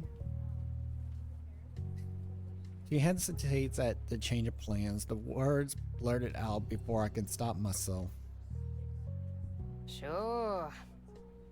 Sure. I'll see you later. If you need a pickup, just call. Before I can so much as thank her, Rose...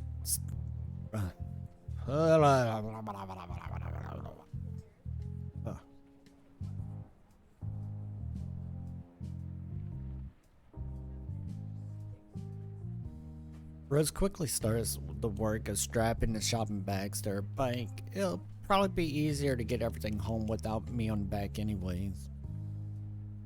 Eileen and I give her our goodbyes to her as we walk on, Rose waving us off. As we go, I think I see a small grin on her face. Guess she worked it out. Once again, we're alone with each other. My stomach twists and turns as I desperately try to find some small talk to fill the air with. Not that Eileen looks fussed about it at all. Buried in snow, I barely register us moving through the old wrought iron gates into the city park. The water in the pond lies nearly still, the ducks lazily bobbing out with the odd flaps of their wings to shake off the snow. The normal rustling branches of the trees stay silent as they gather falling snow, green slowly turning to white. I just want to see snow. With everybody in town busy shopping, all All that's to be heard as we walk along the wide paths, our footsteps on the freshly fallen snow.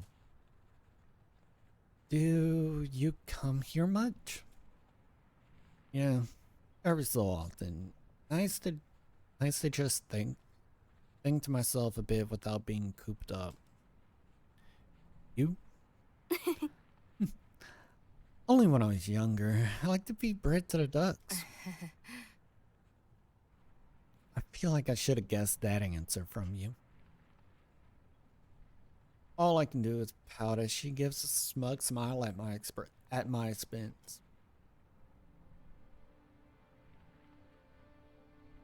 Even as we walk on through the otherwise empty park, I feel my eyes lingering on her.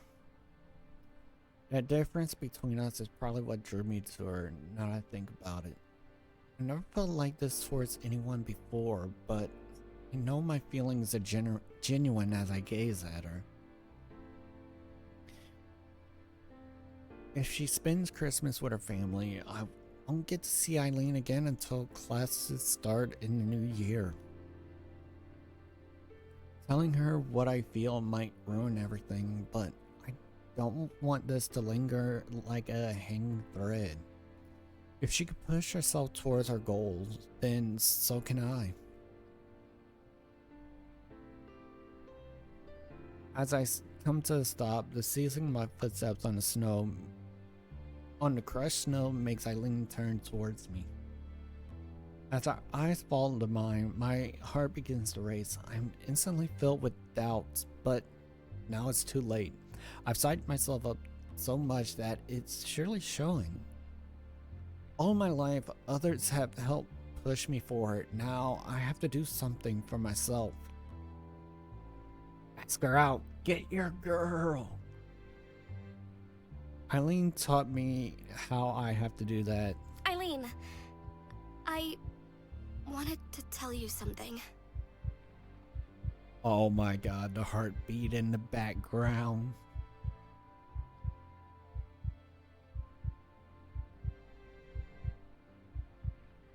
With my voice shaking and my hand clutching my other arm tightly out of nervousness, I take a long breath to clear my mind and sort out the words in my head. I ball my fists as I feel my hand shaking. After spending my whole life with such a big family, this was the first time I've ever tried to live by myself. I was really lonely at first, and didn't really know what was going on. But recently, I realized that loneliness hasn't been around. I've met so many wonderful people, and had so many nice experiences. Now, I'm looking forward to every day, and what fun things might happen. A lot of that is thanks to you. So, I wanted to thank you for helping me.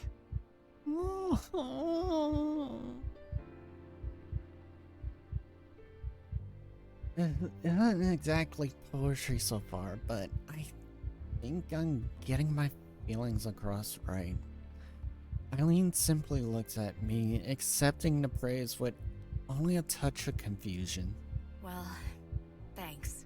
It's nice to be appreciated like that. It's more than that, though. I mean, I first thought it was just friendship, but... Oh, are we gonna? Is it gonna finally? Are we? Why can't I be more confident in this? My throat feels like it's closing as my nerves get the better of me, and it's only getting worse the more I try to speak. Come on, I believe in you, sweetie. I'm so busy reading Eileen's expression that I lose track of what I'm saying. I try desperately to force something out, but no words come to me. Oh? Looking at her face though, I don't think the rest needs to be said. We just look at each other silently. The winter snow falling between us, she looks gentle somehow. Stepping forward, she looks down at my blushing face. From here, I can see the faint red in her cheeks clearly. I can't think of anything else. Just that gentle, calm face that I've never seen her wear before.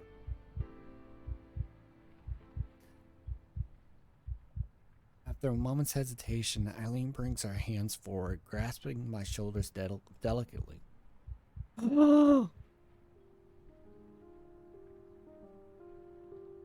And then as she leans down, everything stops. I reflexively gasp in surprise at her soft lips pressed gently to mine, but if it ends up stifled. With my body utterly frozen, I find myself completely in the grasp of a girl holding me, her breath tingling across my face. Let's fucking go!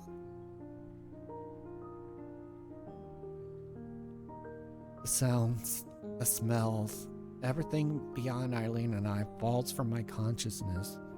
All that's left is a wonderful, warm feeling flowing through my entire body. Minutes, seconds. I have no idea how much time passes.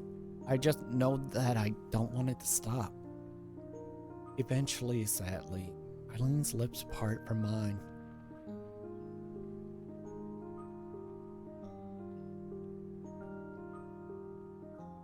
Straightening herself as she steps back, Eileen takes a long, shuddering breath as I stare dumbstruck at her wildly blushing face.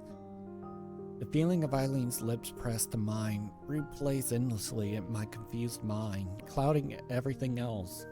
Eileen, you... Let's fucking go! The air between us falls quietly. Eileen left waiting for a reply as I stand in a silent daze. Simple shock is one part of it, but far from all. Eileen is not the only interested in women, but also in me. I feel like my heart could burst from relief. It's only now I see her fidgeting, playing with her hair, and unable to quite stand still. I wonder how long that's been going on unnoticed.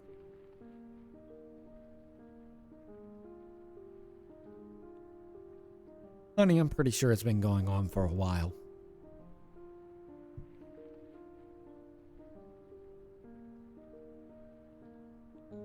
It makes me realize she's as unfamiliar at the situation as I am.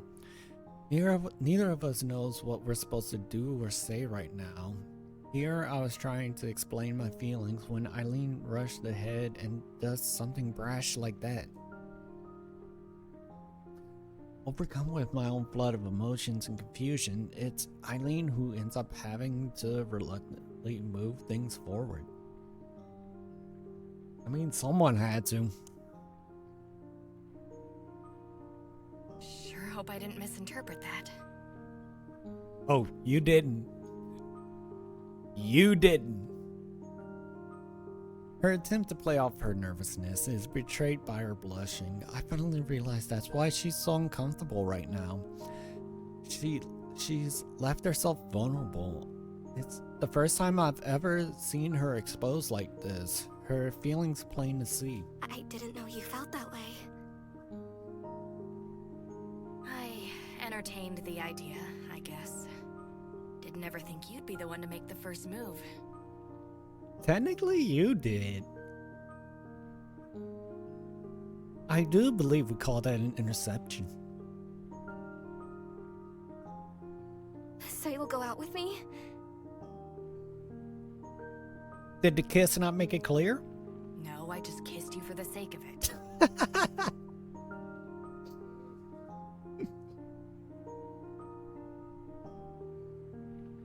Of course I will, you dolt. Guess we're in this thing together now, huh?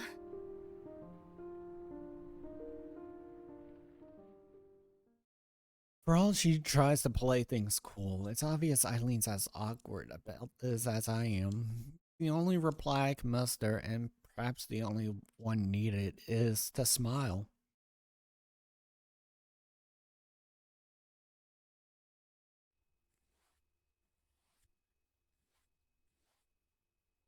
Let's go!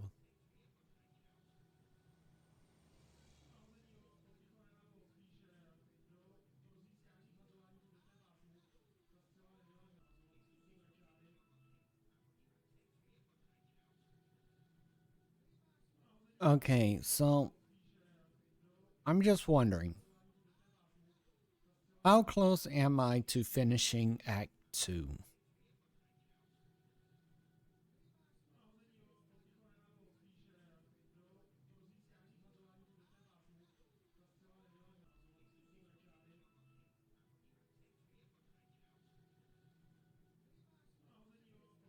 Granted, I still got a good bit of time.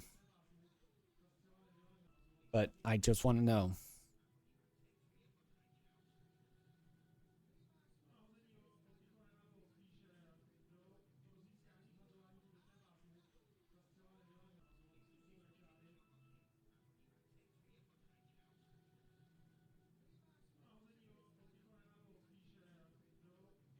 Been years since I played the.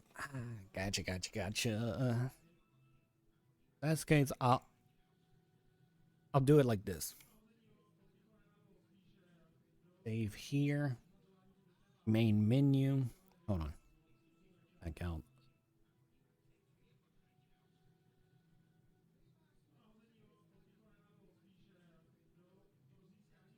We'll do it like. All right. Cool. That's saved. Main menu. Extras.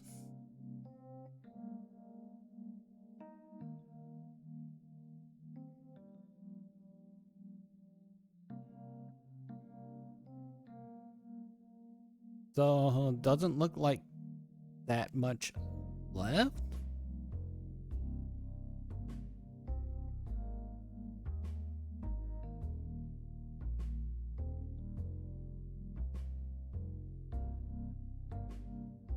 Yeah, so we're in the day after, so we're almost done with Act 2.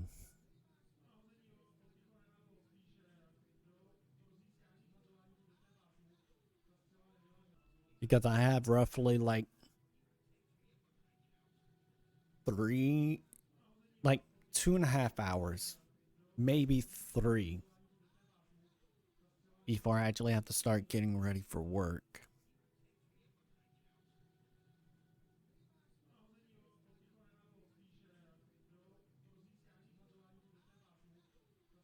But like, holy shit, we're already there. We got the girl.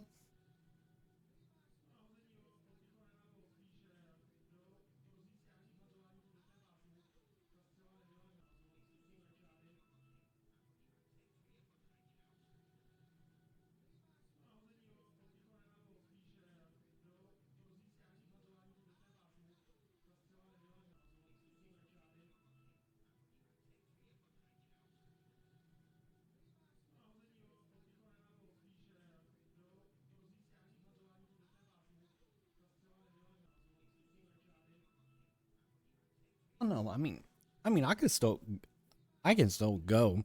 Just gonna probably take like one small break in between. But I think I'm good to at least try to finish the rest of the act.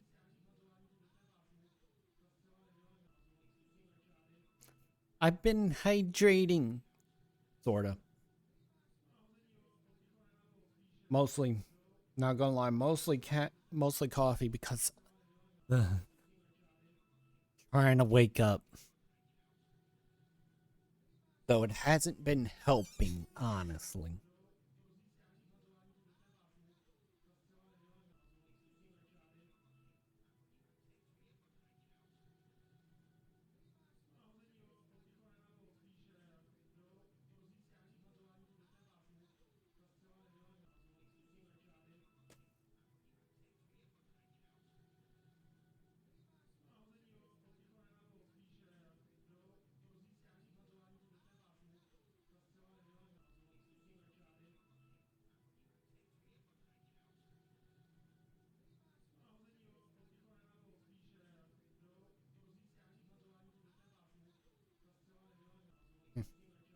A loud yawn fills the room. The droning of the television briefly overshadowed. I was tapped out. The scene couldn't be more normal. Rose lounging about on the couch, watching the morning news. Sound of traffic outside, heading off to work. And me stumbling around, pulling on the last of my clothes as the morning lessons. One thing's different now, though. Just thinking about what happened last night makes my heart race, but I have no idea what's supposed to happen after something like that. What happens when I see Eileen again? How close am I meant to be to her now that we're going? Then there's the kiss itself, playing over and over in my mind. Feeling of her soft lips on my way she looked so flustered afterwards.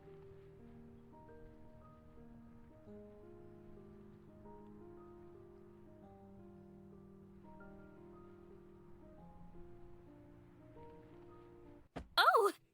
Ow!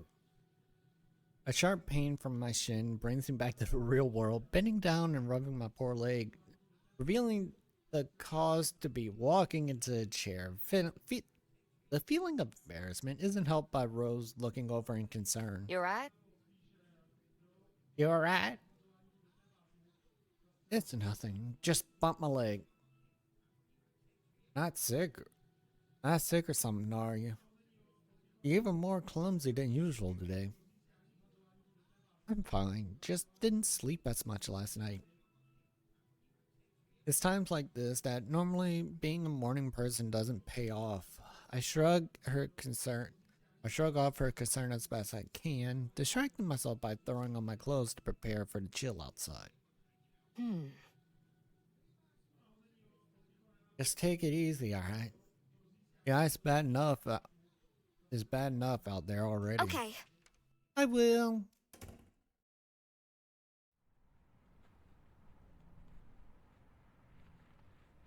The walk down the road towards campus does me good, giving me time for my mind to settle and get back to the daily routine. Not everything quite the same though. My footsteps feel light, and what's typically in a road's walk feels unusually easy. I'm not quite dancing in the streets, but the day feels a little brighter than usual. It's nice. The snowfall begins getting heavier now that it's December. I pass a few people standing outside, building what looks mournfully. I pass a few people standing outside, outside buildings while looking mournfully at their roofs, planning how to dislodge the snow piled on top. The traffic's also slow to a crawl, rolling by carefully. Ads for Christmas sales on television are in full swing by now, which reminds me that I should get my shopping done while I had some free time. I think I can scrape together enough money to buy a little something for everyone in my family. Then there's Christmas cards for my new friends here, not to mention organizing a trip home for the break. Christmas is meant to be relaxing, but it feels like there's so much to organize for it. Coming up to the campus, I try to focus my thoughts back on the school for the first time. Being thankful the paths here are better cleared, if not else. As students file in past the gate, my heart skips a beat as I recognize a particular blonde girl. She looks back and notices me as I skip to meet up. Her usual tired expression unwavering. I've never met someone so far from a morning person. That's like half the people I know, if not more.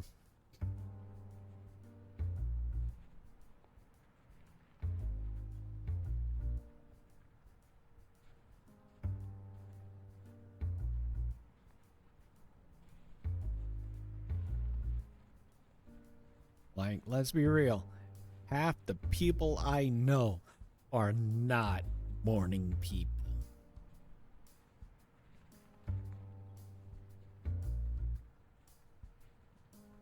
Hi. Morning. Allison. Hey, Allison. With that, the both of us begin the walk in side by side. All thoughts of schoolwork leave my mind as I try to stop myself glancing at Eileen, fearfully trying to work out exactly how I'm expected to act around her. Simple. The answer to that is simple, and it's one word. Gay. Sorry, 2 words. Hella gay. Part where we admit we're interested in each other is also where most of the romance movies I've seen ends, and I never gone out with anyone before. Then there's the fact that neither of us had said a word to the other beyond a quick greeting. I try to comfort myself with the thought that it's probably the same for Eileen too. It's always so hard to read her poker face.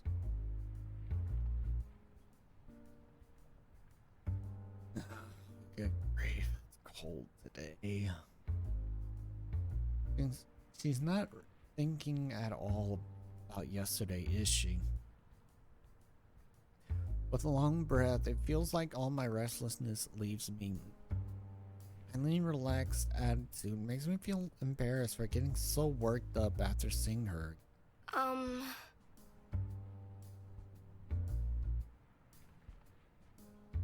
How are you so confident about this? You know, with us going out and everything. Huh. I'm just really good at faking it. Oh. Hanging my head, I give up on ever trying to read her. The grin Eileen gives me makes me feel much better about today in an instant. Her normally cold demeanor, if just for a moment, is pierced by that sincere smile that peeks through.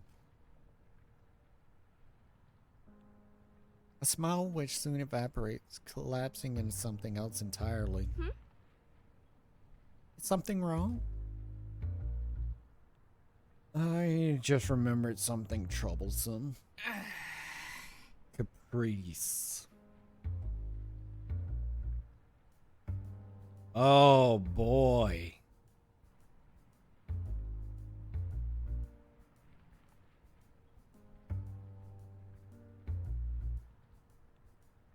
Oh boy, they still have to tell Caprice.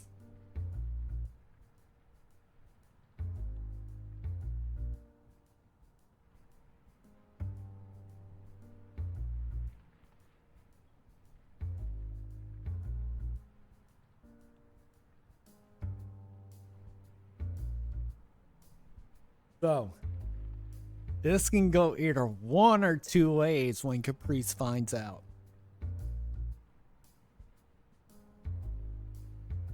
One is, wait, really? Finally?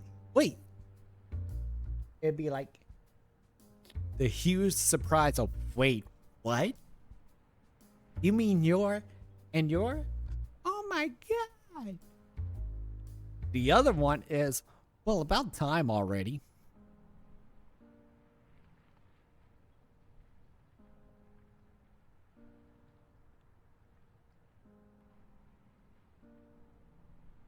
The question is, which one's gonna be accurate?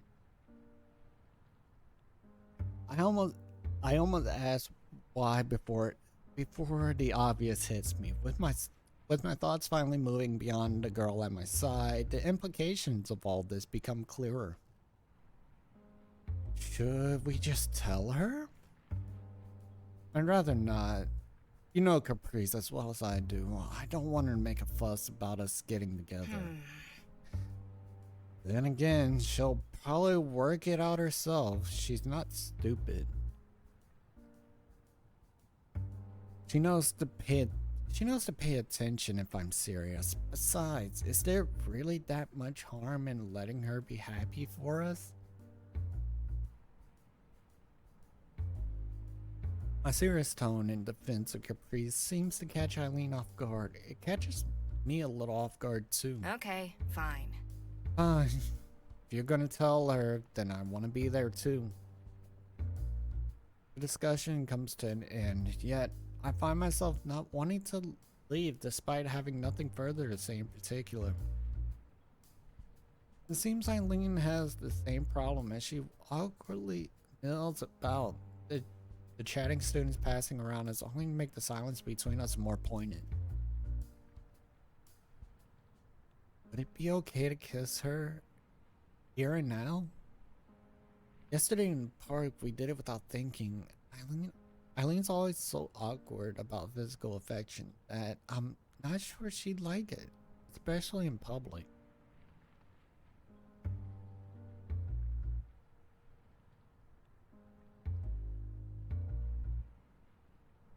What I'm thinking must have been plain to see as Eileen reaches down, placing her hand on top of my head and rubbing it around in response. It might be an odd way for her to show feeling, but I can't say I hate the gesture.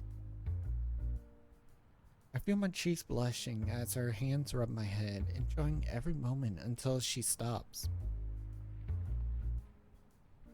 Eileen's awkwardness around all this makes me feel a little better about my own uncertainty. Everything will work out fine, I'm sure of it. Ever the optimist. We better get to class. See you at the club, I suppose. She sure doesn't seem to share my optimism as she waves and walks off, or my like of our new club. I'm sure she'll come around though.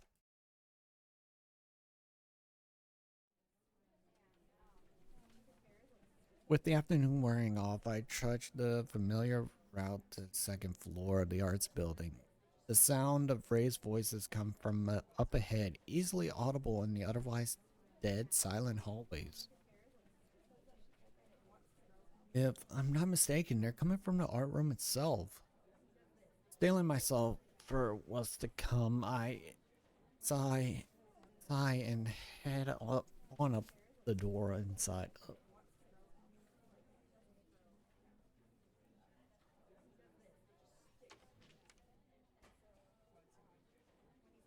Eileen and Caprice have already arrived, as usual, each standing on the opposite side of the table as they fume at each other.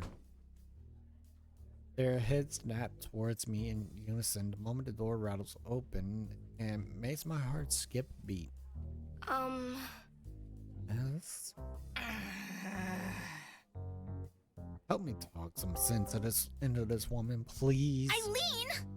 Just relax. As our club president, I have everything under control.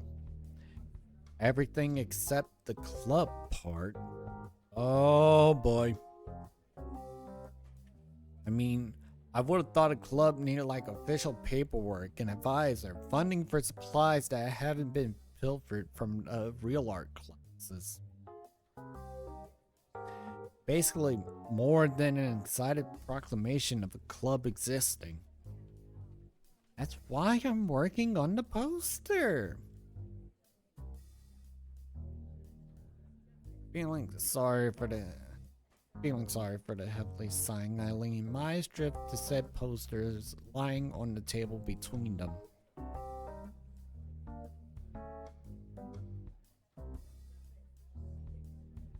I walk over and timidly look at the one sitting on top. Its sharp graphics and color scheme catching the eye. They do look nice. Thank you! See? People will love them! I may say that, but it's a little obvious this is out of her comfort zone when it comes to art. Her sketching is always nice, but her work with paints come off as a little crude. Still trying new things is to be praised. Caprice. Think about this logically. It's nearly Christmas. All the students are gonna be on break soon. Even if they weren't, nobody would be looking for a club to join around now anyway. I wouldn't exactly say that. Caprice is quick on her draw as she leans over and latches onto my shoulder, beaming a smug look of victory at her opponent. Feels like I've been reduced to useful prop in argument, but Caprice isn't wrong. Eileen looks physically pained as she groans in frustration. She did walk right into that.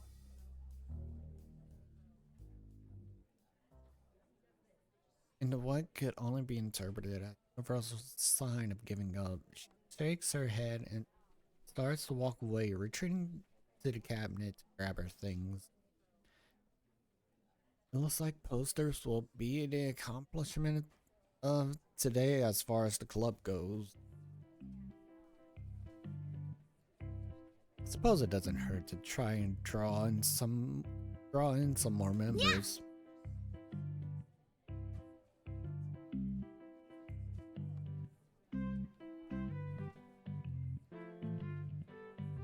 Hopefully we can get them soon too. I want to have another club outing, and the more the merrier. And like I declared, we're gonna make the pizza place a regular thing for the club. Sure thing. I'm up for it. Eileen looks drearily at the traitor to her cause, but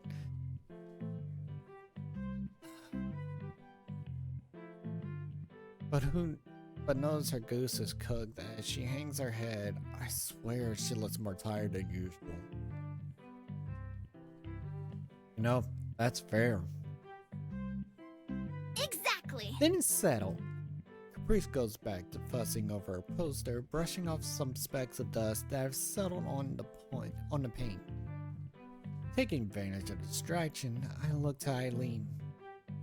She grimaces as I pointedly flick my eyes back to our companion, plainly hoping to leave this for another day by her reaction.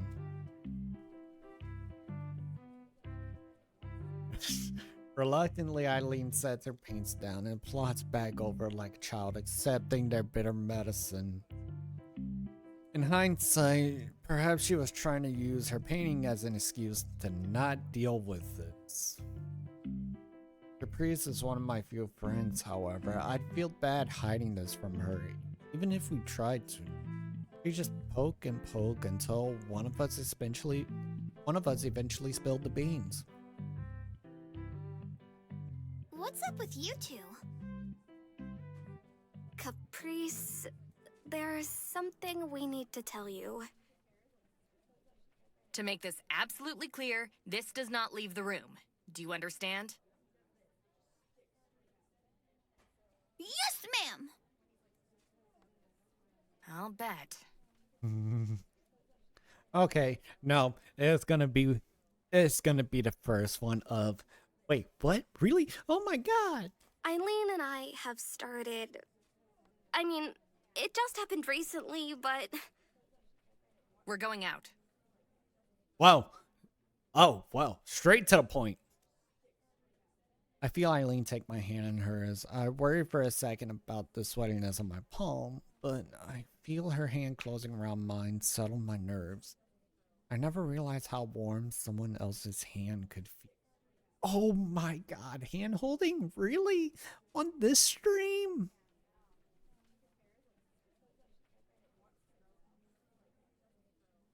As our finger tightens, I realize something else. Eileen's settling herself just as much as me.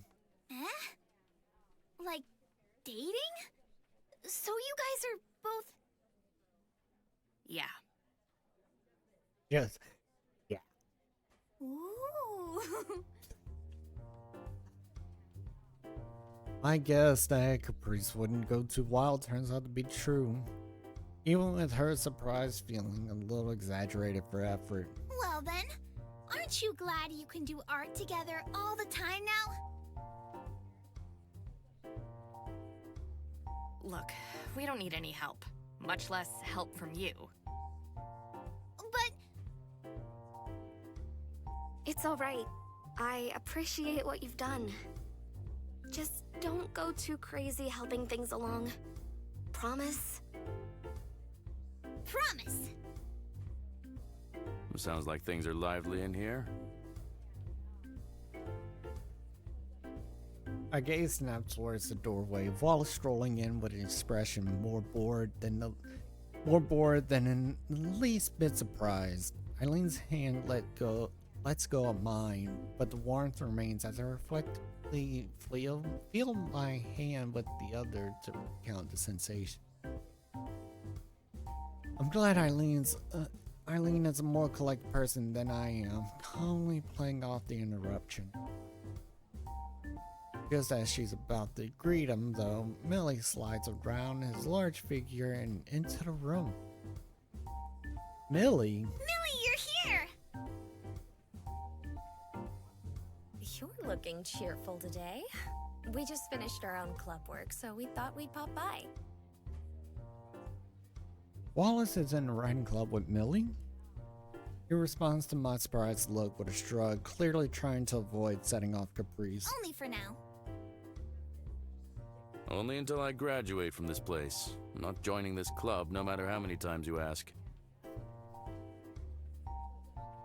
I love him. I love Wallace, honestly. You make it sound like being here is some horrible fate. I smile a little at Eileen, suddenly finding some pride in the art club now that someone's spoken against it. As for what I actually came here for, Haley was wanting us to join her for takeout. Oh, right! Takeout! Lead the way!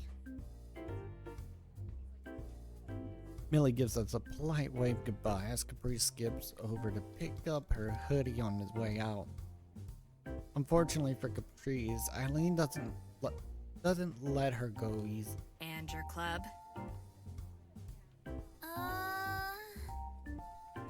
Today's art club meeting is over. Good work, everyone. By the power of food, meeting is adjourned. With a thumbs up from Caprice, the two disappear out the door and head off down the hallway. The three of us are left to our own devices after they leave. While I think Wallace to be a perfectly nice person, I'm not really sure how to act around him. With Caprice no longer being the center of attention, that familiar self-consciousness I have around strangers flare up once again. It seems I'm not alone in not knowing what to say. Wallace and Eileen do little more than awkwardly mill around. Given that they're good friends, it makes me think something is going on. I've told her, Wallace. You don't need to keep your mouth shut anymore. Huh?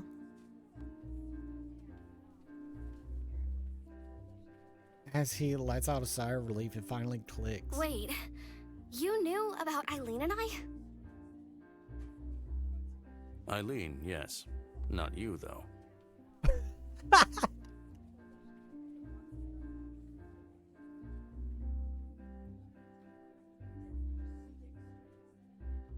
Going by the fact this didn't just become intensely awkward, I'm going to say things worked out?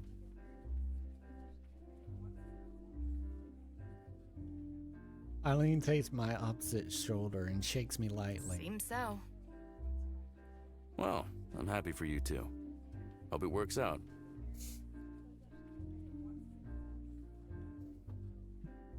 Now I just want to see how it was from Eileen's perspective of just wondering, is she gay? Is she not?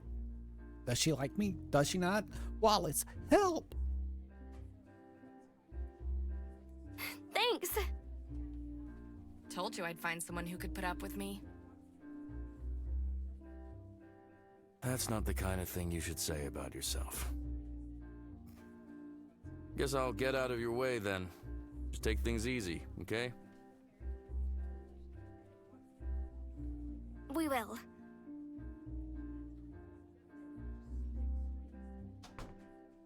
We give each other our goodbyes before we leave. His unmistakably large figure slowly disappearing down the orange-lit hallway. And then there was two. Huh? I thought you didn't want to tell anyone. Wallace is different. He's known I like girls since we were in high school. He's known I like you for a while now too. Makes me wonder if he picked up on it before Eileen did. I feel myself blush. The thought that Eileen talked to Wallace about me like that makes me smile. Suppose we better head home too, given club meets over. Yes, so. It's an obvious invitation for us to leave together, but I find my feet stuck. I know I'll see her again tomorrow, but What? something on your mind? I don't really know how to phrase this, but what happens now? The expression she gets is one of genuine thought rather than judging me for being so lost. It's only now that I wonder if this is actually her relationship or not. If it is, that makes my confusion a lot more embarrassing.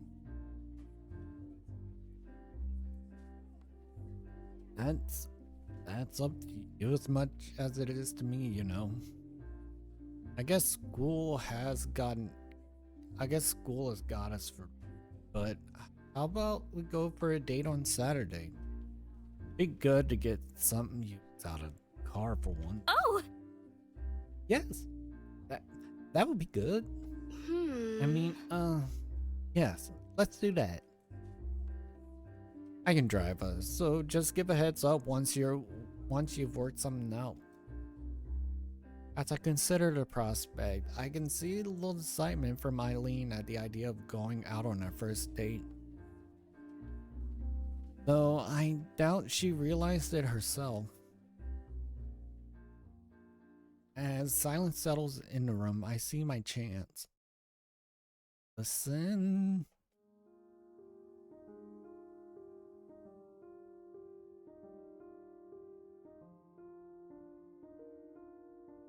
Taking Eileen's hand into mine, I raise myself to my toes. I close my eyes and let my chin push forward.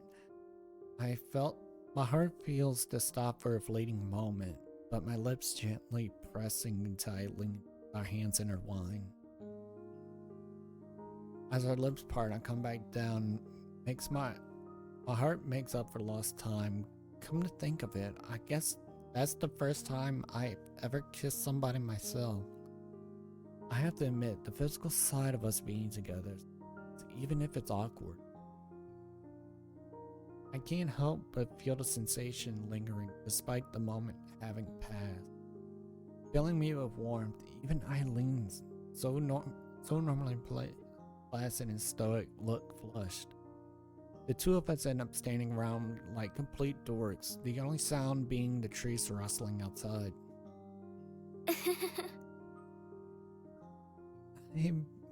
I've been wanting to do that since this morning. I swear, you're getting bolder by the day.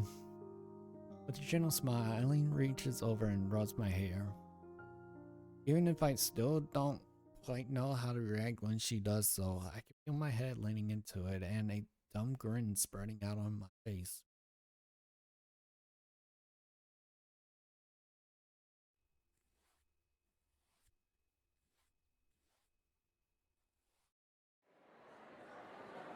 With the day wearing on, I let out a badly hidden yawn as I left the cafeteria.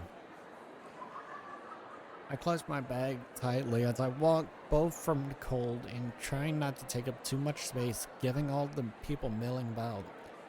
I can't help but eavesdrop on the conversations around me as I walk, the building humming with activity. One conversation from the groups idling about catches my ear. Some girls about their plans to be with their family again for holidays. It makes me excited for Christmas all over again. As I push through the heavy door and step outside, I wonder if Eileen would be as eager.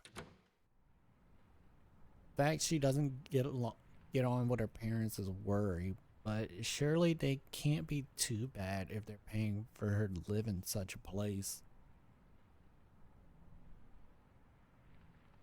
For all, oh,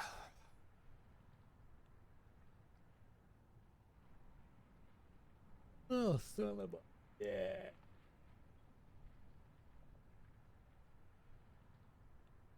Sorry about that. Dang, how is it I'm... Meanwhile, I'm just sitting here looking at my coffee and like, why aren't you working yet?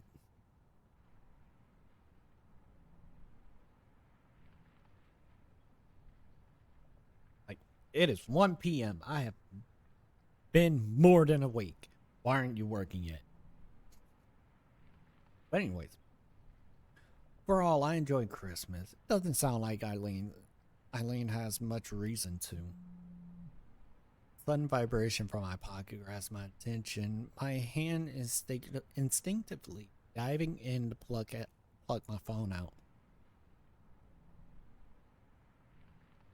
She hasn't admitted it, but I think Eileen enjoys playing with her toy. Hey, I'm in the coffee shop if you want to meet.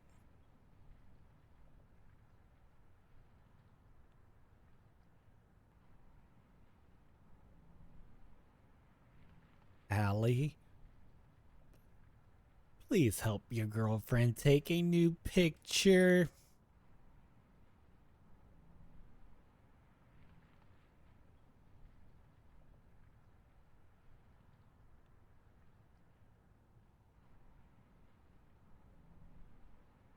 Like, I feel like she can use it. I quickly text her an agreement and hit send as I step off the stairs, dodging a student as I nearly bump into as I do. If only I had an extra set of eyes so I could use this while walking more easily. Heading towards the cafe, I muse how normal things still feel. I'm happy for us being together, of course. Yet life goes on. She enters my thoughts more and more these days, but schoolwork, chores around home, and club don't stop. One thing has changed though. I feel more sure of myself than ever. Knowing what my own feelings are is oddly liberating.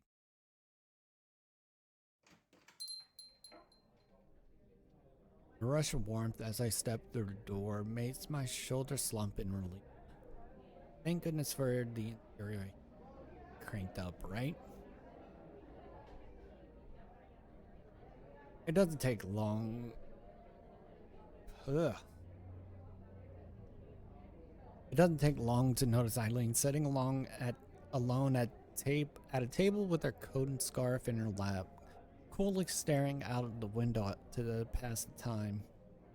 Walking up, I noticed not one, but 2 cups of coffee sitting on the table before her. Hey. Hi, Eileen. Is someone else with you?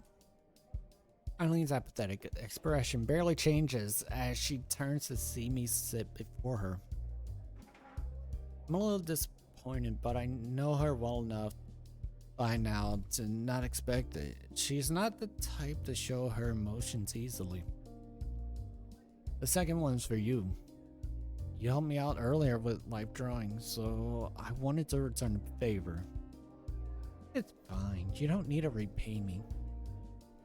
So that debt was still lingering her mind now. Lingering on her mind. Now that she's bought it for me though, I suppose I can't exactly say no. The coffee proves too hot as I bring it near my mouth, so I settle for blowing on it a bit. How's your day been? Good. I mean, normal, I guess. I might think everything's normal, but my nerves around Eileen still hasn't quite settled yet. We only have been together a matter of days. I gingerly take a sip to calm myself down before continuing. Physics was good. Kind of basic right now, but I think we're gonna get some interesting stuff next year. So what you're doing? Trying to stay awake mainly. What a day. Oh, fucking mood. Oh.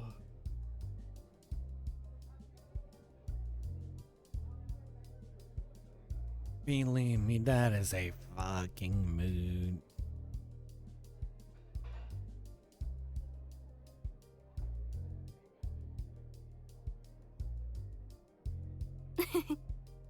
Caprice. You're getting too good at this. I just awkwardly smile. As I do, my eyes drift to the side after noticing the sharply dressed familiar figure breeze into the cafe and up to the counter. Eileen follows my gaze and eyebrow lifting. Oh, is that mechanic girl? She's appalling.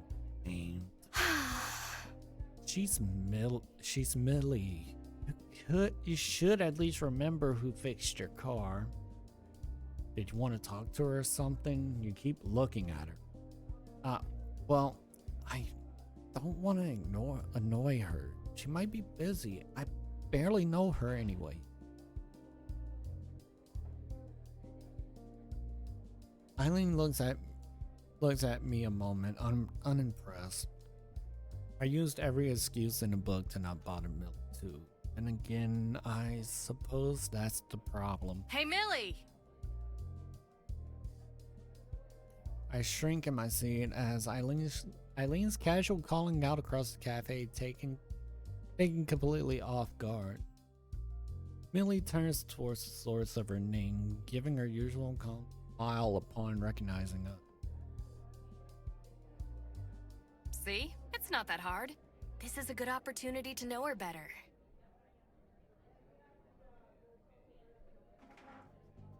Millie takes her coffee as the barista slides it across the counter before strolling over and daintily taking a seat at our table. Good afternoon, Allison. Eileen. Afternoon. Finally, so yes. Any plans for the weekend? Eileen and I exchanged brief glances. Both of us are looking forward to plans we made for Saturday, but there's still the day after. Depends on the weather. I was thinking heading out to the mountains with Wallace, if not too bad. As Eileen takes a long drink of her coffee, the majestic mountain ranges and foothills around the city floats in mind. It'd be freezing this time of year, but she seems to be made of stern stuff. I hadn't taken her to be the outdoorsy type, though. That sounds nice. Hiking?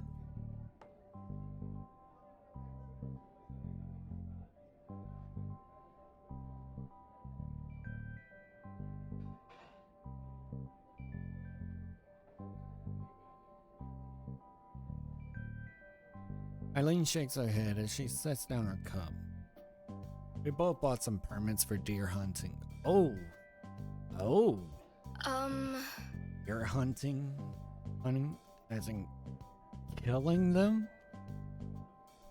She stares at me for a moment, or looking downward, trying to make sense of the words. It takes an awfully long time for her to formulate a response.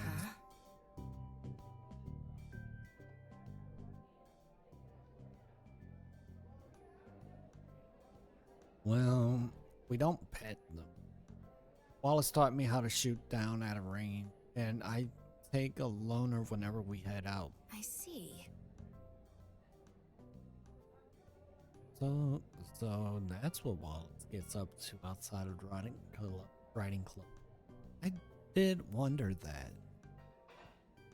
It's nice they found a way to bond as friends, but to think of a big proud deer lying dead in grass. You do know how meat goes from an egg to a pretty little package at the supermarket, don't you? Of course I do, but I wouldn't want to personally involve myself at that level. Is that the point of a big day out for them? I have to admit, I'm a little jealous of how they shared this whole little world, but I don't think I could ever be part of it. Millie reads the room quickly as I take a notice of my car. Allison. Any plans of yourself, Allison? Nothing so exciting, just shopping for groceries. Sounds like my weekend plan. I'm the only one of my roommates with a car, so it's easiest if I do groceries myself. Speaking of roommates, what are your thoughts on this new club at Caprice's?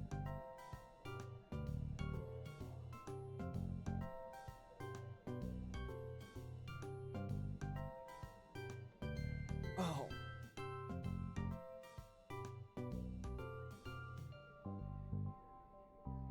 Oh. Okay, I needed that. This is another reminder. Stretch.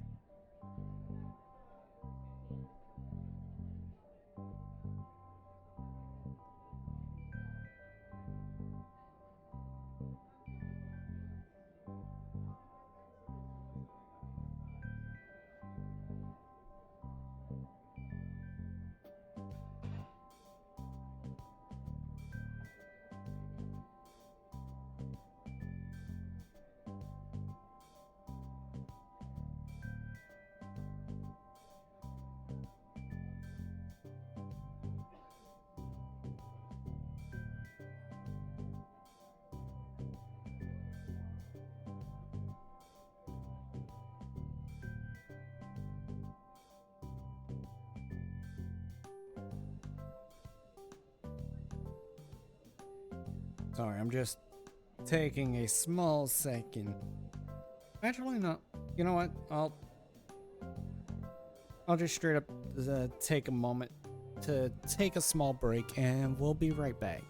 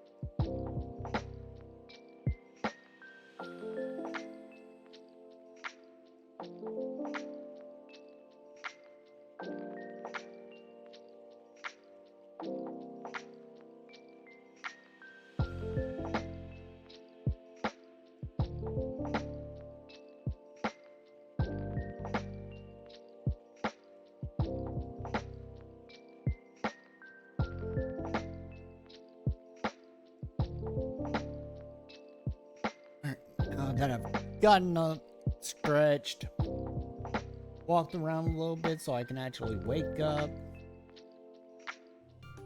Let's get back.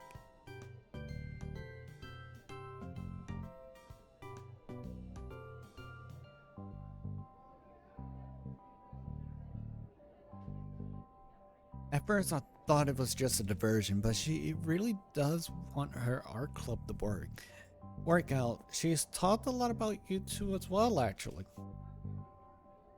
Eileen and I look at each other in concern, Millie offering no further explanation beyond an indulgent smile. For all I tease her, I am sincerely glad to see Capri so happy. She shines the brightest when she has something to work on. It's nice to see Millie care so much. They strike me as caring for each other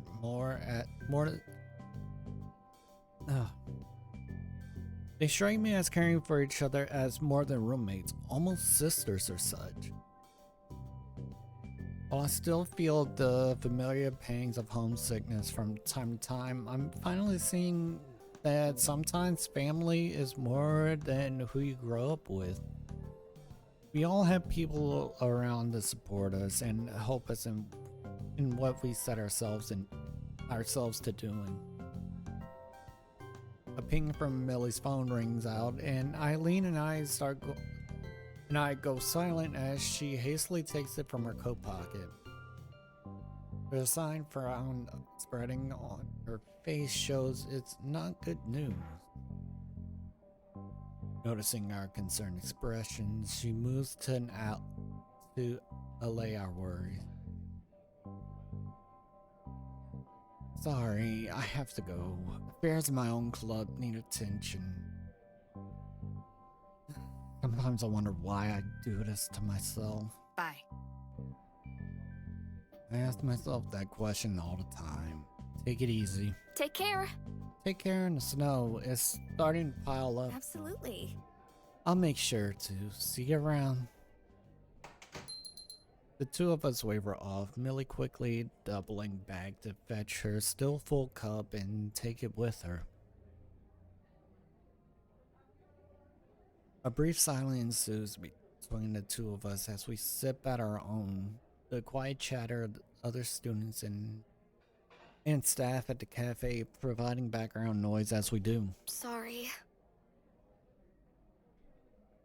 Sorry for being so weird. About hunting, that is. I was shooting my mouth off. forgot you liked animals and that sort of thing. I didn't take you for liking the great outdoors.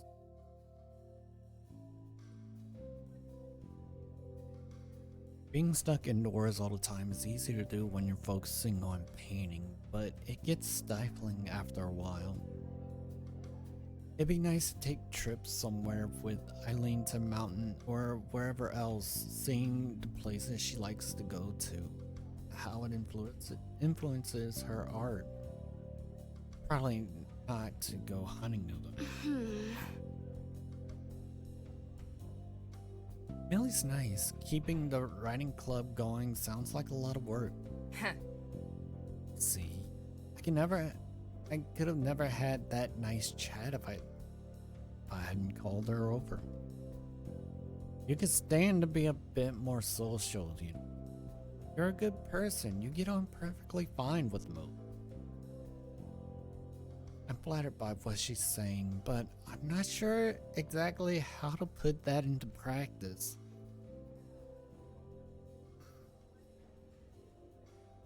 When someone figures that out, let me know, because I fucking struggle.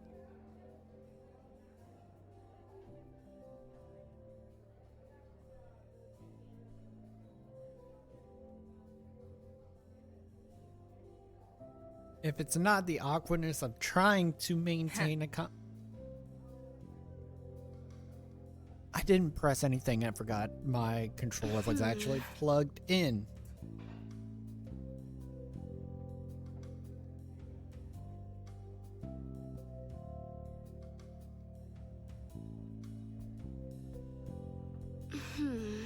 Really nice. Keeping a running club going sounds like a lot of work, but honestly, like,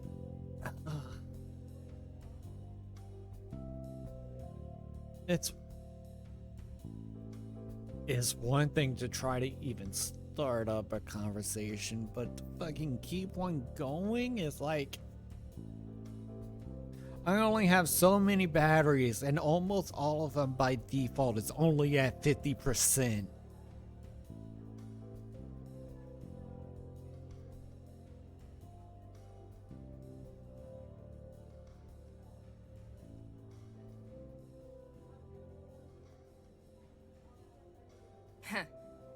See. Oh, I did read this.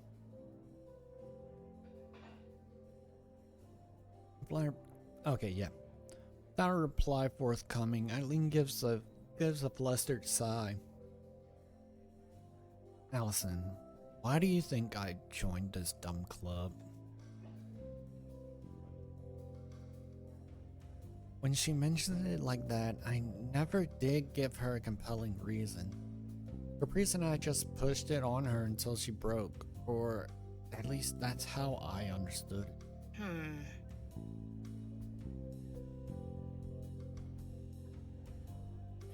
I actually thought about joining the existing art club back when they first offered it. They seemed interested in me, and I was just some bewildered freshman who didn't know anything at that point. Over time, I realized they didn't give a damn about me. They just wanted my paintings and my skill. I was a trophy for their club, something to be shown off. That was when I gave up on them. So, you just joined this one because Caprice was better? No. She's the last person I do this for. I joined the club for you, Allison. Aww.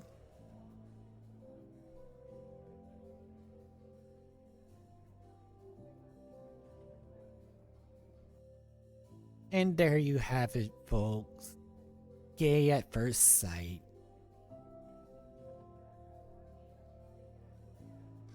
I love it. You just wanted to hang out while I did my thing. I like that. There were no mental games and no need to worry about ulterior motives. I had someone to share my interests with. That's all I really wanted. worked out pretty well in the end. I got someone to share my love of painting with and thought that maybe the club would help you open up a bit. She joined for my sake as well as our own. I awkwardly fiddle with my coffee cup, trying to think of how to reply as my cheeks flush. I don't really know what to say. Well, I do. We need to get to class. Raising an eyebrow to change the topic, I grabbed my phone and checked the time. I really had completely lost track of time while relaxing here with Eileen. I quickly jumped from my seat, pushing it as Eileen collects her things and swings her coat and scarf around her. Oh! Chemistry's just about to start. What class you have coming up?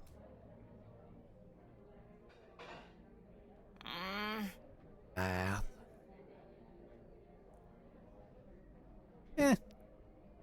Not too bad.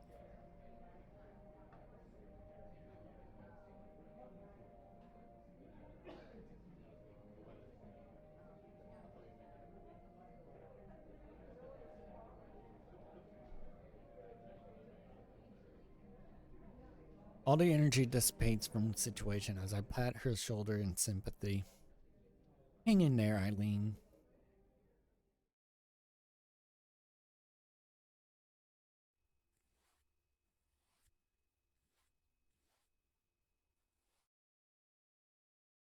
Alright. Do a quick savey save.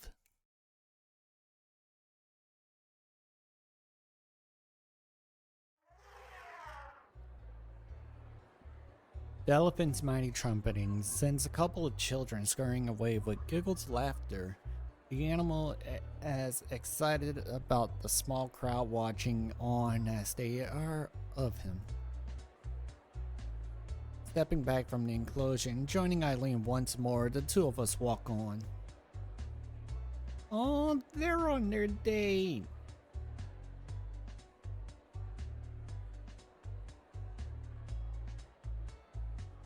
Even as we bought our tickets, I wonder if coming here during the winter was such a good idea. It turned out to be better than I could have hoped. I've never been here with so few people around. Usually this is a complete madhouse. It's nice. Oh. As we stroll on, Eileen takes my hand in hers as we walk. It's weird how such a simple gesture can make me feel so warm. My cheeks hurting as I smile. I've seen it done in so many romantic movies, but feeling someone take my hand in theirs feels so unexpectedly comforting. Huh. You're easy to please. Without any real idea of how to respond, all I can do is keep walking.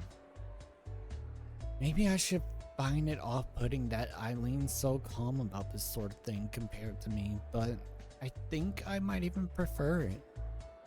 She feels reliable, I think level-headed. Crowded or not, it's a nice zoo. Huh?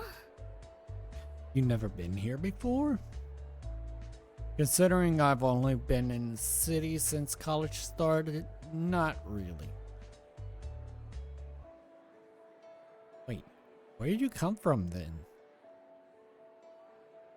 Russia. My family migrated a few years ago, so still getting used to how things work around here. The question of whether she was a native had genuinely never occurred to me. He doesn't have any kind of accent, so I would have never thought of it. If she's Russian, I couldn't tell at all. That was a lie. Oh.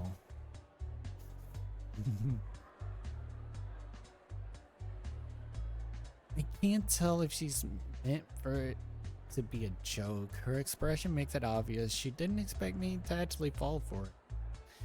It's too late to laugh now, and I just feel stupid for not questioning her.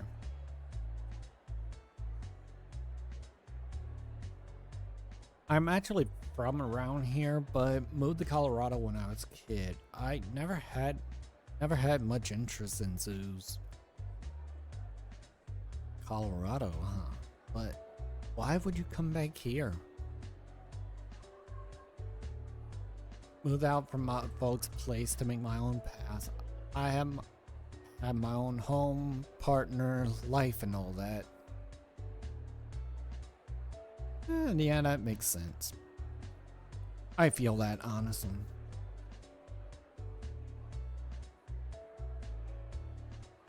I feel a lot of this, like a lot of this is just so much of a mood.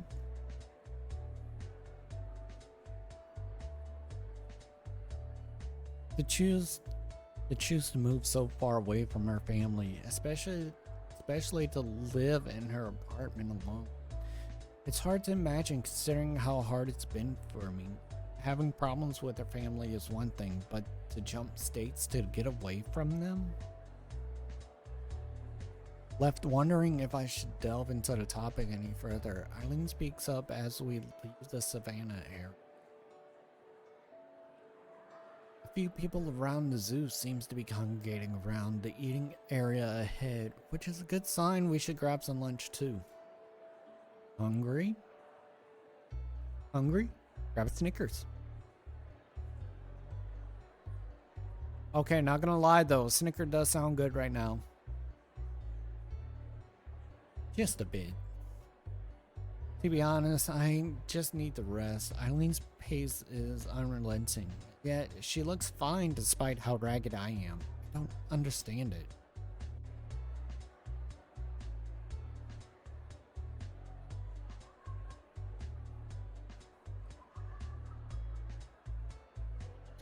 I'll go grab us something then. Go grab a seat for us before they're all taken, would you? Sure thing.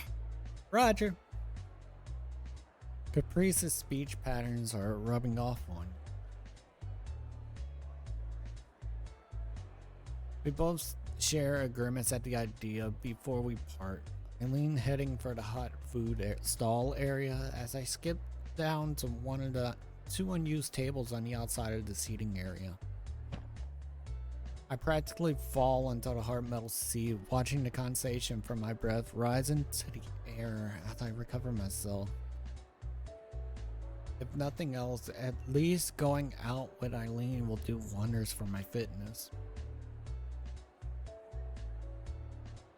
With several couples in line ahead of her, Eileen crosses her arms and patiently waits.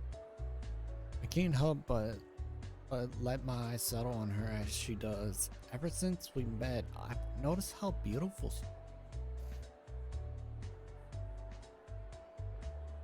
Her order made, I'm a little impressed at her managing to bring the sodas and hot dogs over in one trip, with some very careful use of her. Oh well. Hungry from all the walking, I quickly slide mine towards me as she sets them down and takes a seat. How much was my share? It's fine, don't worry. Aww. Look at her being sweet and paying for on the first date. You already bought my ticket. I said it's fine. Besides, it's nice to dote on someone. When she puts it like that, it's hard to argue with her. Letting Eileen have her way, I start on my food. A loud bird squats in the distance, its call reaching right across the entire zoo. I've always liked strange and unfamiliar sounds you get in a place like this, compared to the relative quiet of the apartments and the routine sounds of school. As comfortable as Eileen looks, packing up her quickly finished hot dog and soda and pitching them into a nearby bin, I can't quite seem to settle down.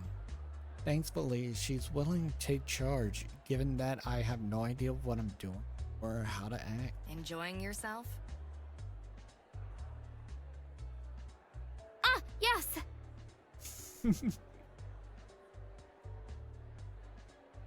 I really need to settle down. At least she doesn't seem to be too harsh on me for my nervousness.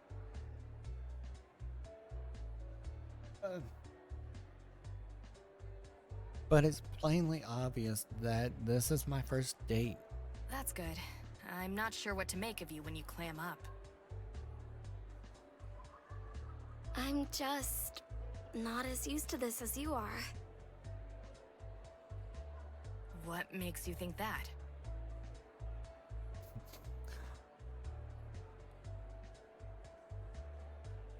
Oh, is this her first date too? You've never gone out with someone before? Do I look like I have? Honestly, it's hard to tell with the way you act. I almost blurted out a rather blunt answer. Uncompromising is definitely the word for her. But that doesn't mean she couldn't have had a girlfriend before me. Especially at our age, come to think of it. At least I had the excuse of being a bit shy and focusing myself on schoolwork. Eileen said herself she's known since at least high school. Eileen brings her head down, resting her chin on her arm as they lay on the table. I'm dumbstruck and looks up at me with those tired eyes of hers. For what it's worth, I'm glad you're my first. You're a sweet girl.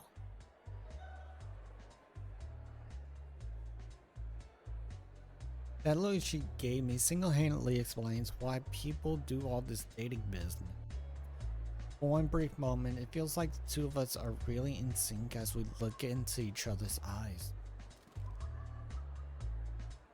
Only for a moment though, before a small bird suddenly lands on the table between us.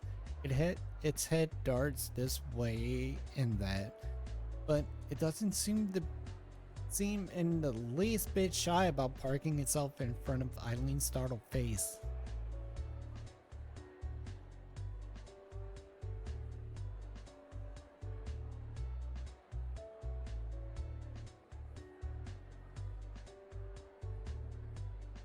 Grabbing this one.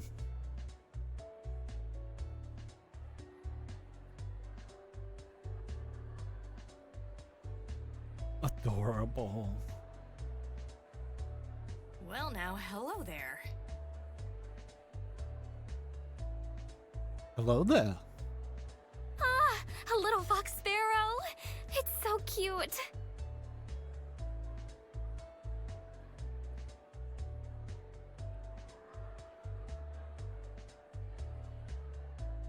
Even my excited whispers don't seem to bother the little thing, leading me to gingerly break off a lid on my hot dog bun and try to feed it. While a little too timid to outright take my food from its fingers, it seems quite happy to pick out a few sprinkles of the bun before I leave it on the table. Eileen seems content to simply watch our little companion. You know what it's actually called? It's orange and white, after all. That would make it easy to remember. As the slightly chubby bird versus itself to become a little chubbier, I feel my cheeks hurting from smiling.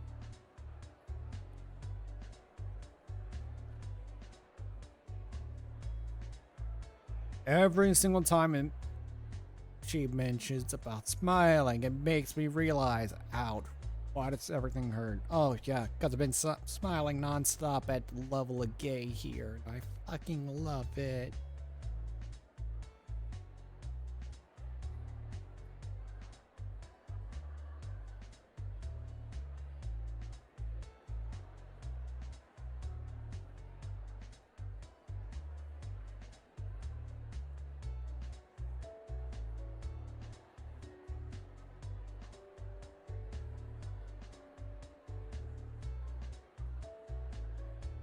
You really like animals, don't you?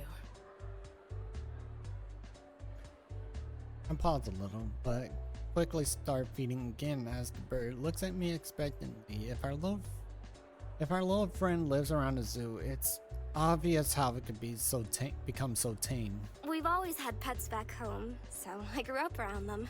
Your family keeps getting bigger and bigger. Must have been a hard change when you moved out.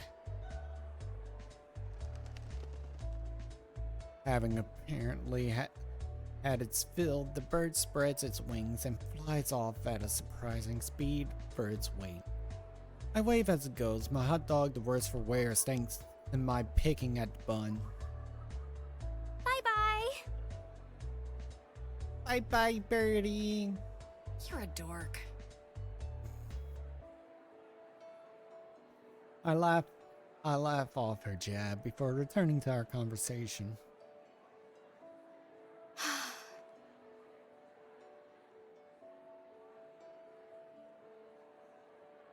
It was hard when I left, yeah. I have a new family now, though. You, Caprice, Rose, and everyone else I met at college. Yeah, a real family.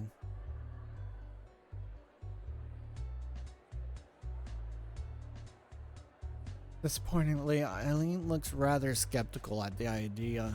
Then again, she doesn't seem to get on that well with anyone besides Wallace and I.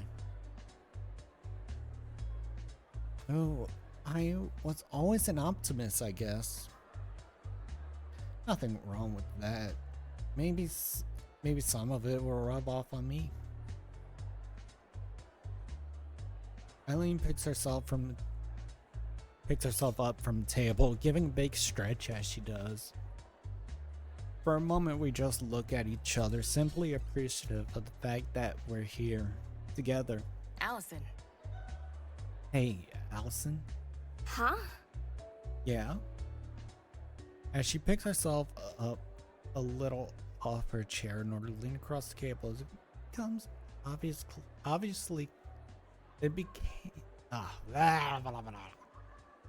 it becomes obvious what she's doing.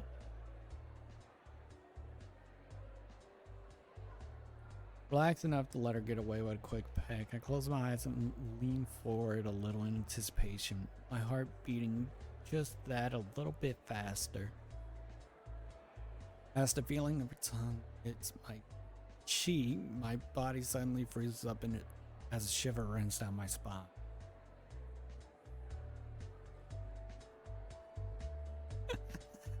Hear myself give a weird startled gasp before I reflexively fall back into my chair. Eileen looks rather nonplussed as she settles back into her own, her eyes studying me as she does. Oh! What was that? It's had mustard on your cheek. Ma'am?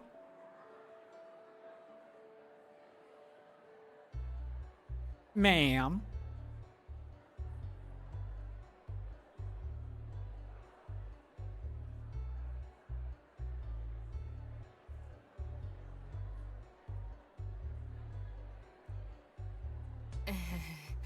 And I was maybe bullying you a little.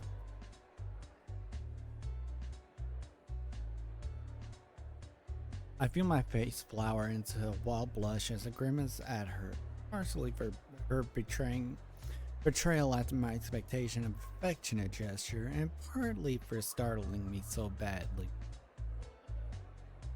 I don't know how to read Eileen's interested expression, but I don't care to ask as I sulk.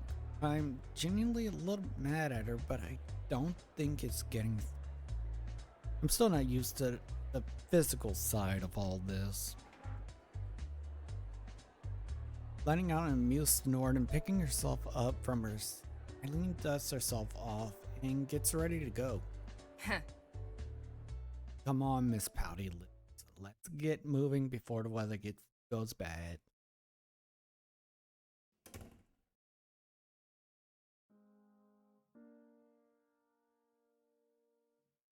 As Eileen closed the door to the apartment, I let my coat drop to the floor as I collapsed over the back of her couch. How this girl keeps such a pace up for a whole day is totally beyond. Even now, she doesn't seem too bothered. The only sign she's tired at all is being some stretching after she takes off her scarf and coat. Haven't collapsed on me, have you? I'm dead. You can have my stuff. Bleh. Better check before digging the grave. Remember how they used to do that? Sticking a big pin in the toe to see if they woke up from the pain. Oh! Oh, look at that. I'm suddenly alive. It's a Christmas miracle. As she busies herself behind me, my eyes is drawn to her entertainment cabinet that the television's sitting on. With curiosity getting the better of me, and perhaps to distract my wandering mind, I walk around the couch, press right at the door to pop it open. I'm hardly surprised that the movies inside are all perfectly organized, but the genres she collected are strange.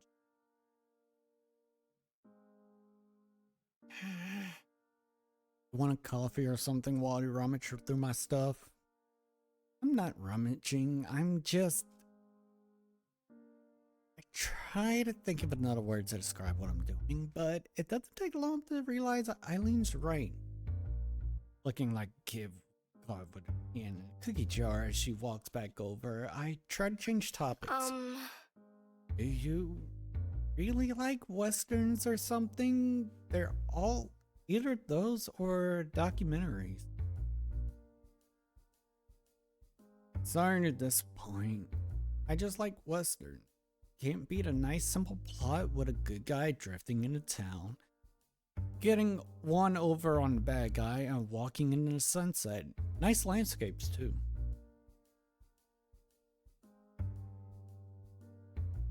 You know, I kind of feel that when it comes to slice of life.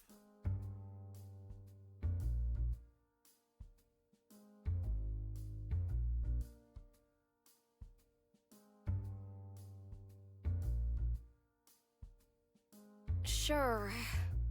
Right, that makes sense. Something feels off as we stand around in our apartment and chat, but it's hard to put my finger on it. The silences are just a little too long. The chatter, nothing more than small talk we never needed. Here we are, the evening after the date, and filling in time milling about in her quiet apartment. Even the usual background noises, always a passing car, busy tenants. I hear them around my home are. That was a weird pause. Eventually, I don't know. Give me a second.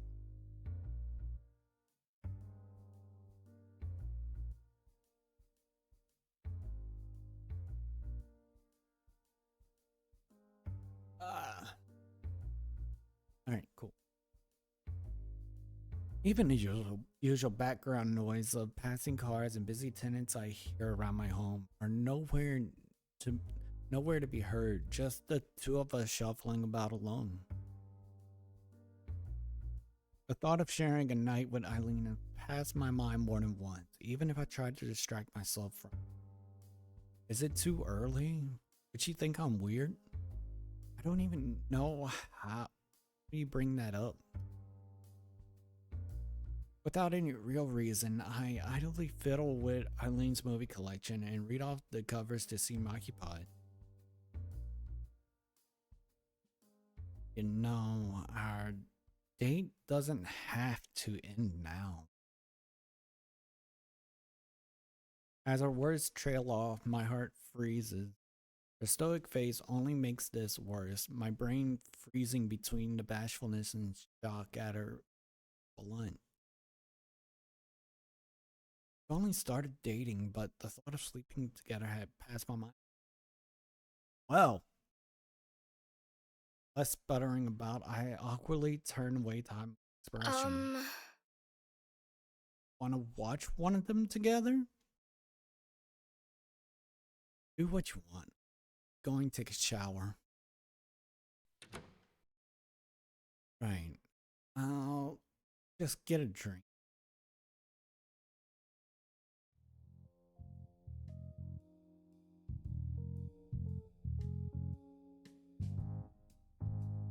As she leaves, I wander over to the kitchen and grab a glass, pouring some orange juice for myself and try to refocus. My heart's still racing. The thought of what Eileen suggested is still playing on my mind.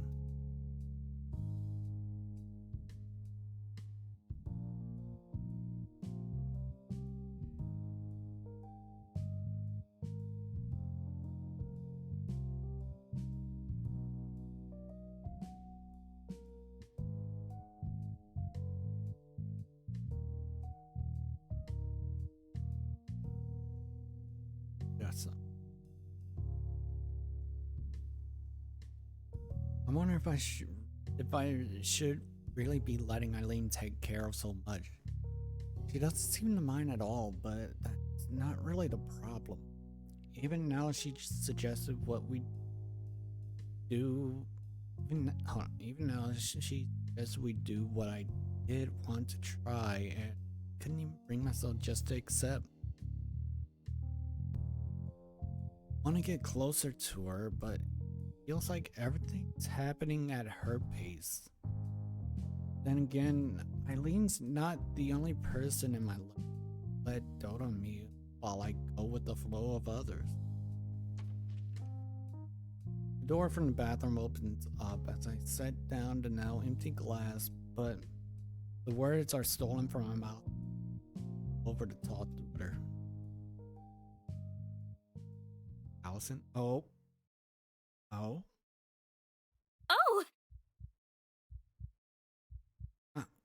Were you getting close? I'm sorry. My face burns hot as I snip. He only steps closer.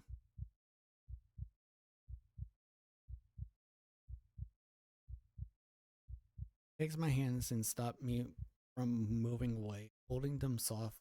Her face so close to mine I could feel her breathing.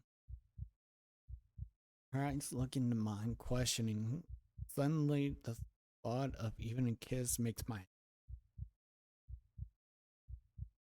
All I can do is nod a tiny nod, which is enough for her to closing the distance, kissing me more deeply than she ever has before. My heart races as her tongue paces mine, teasing it just a little before pulling back.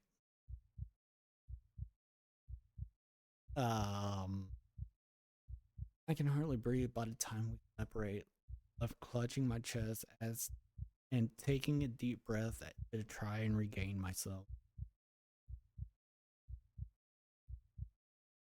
It looked like you didn't get it. I decided to be more blunt.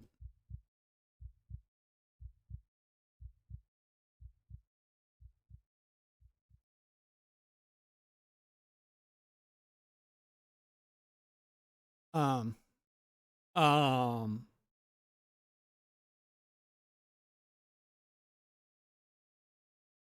um,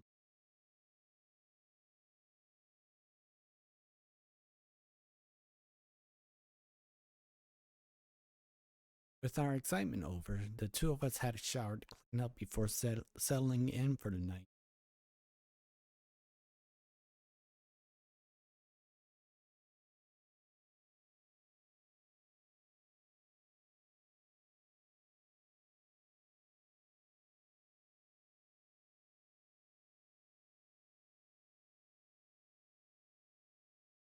Excuse me, you two. This is a Disaster Ace channel.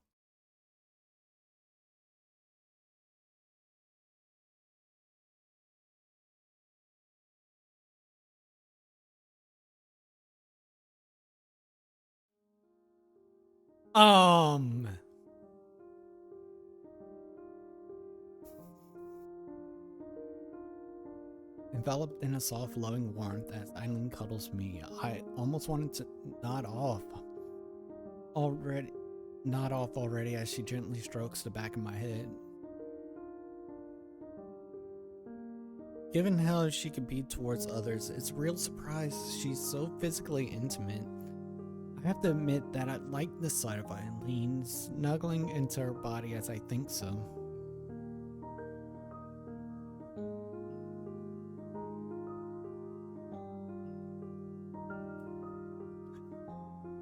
Person was a bit more overt about this stuff.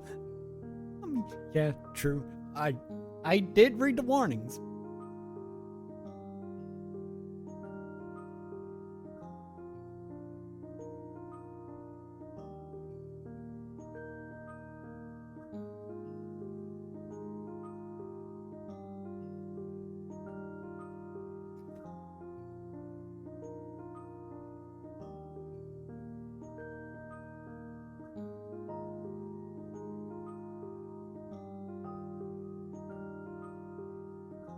Sorry. Oh. Got distracted by the music for a second.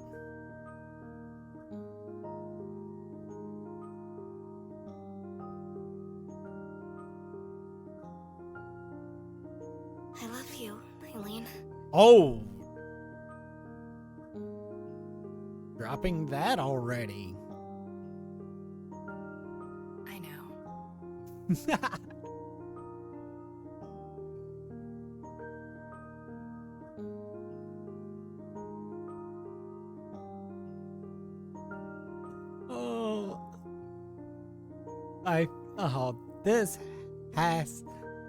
I feel like this was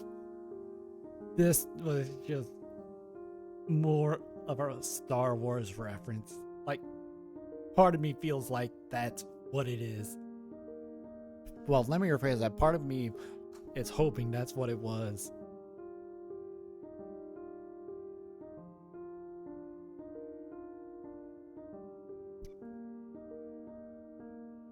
That's not what you're supposed to say. All right. I love you too. Oh. Even a few weeks ago, I never imagined I'd be sleeping with someone.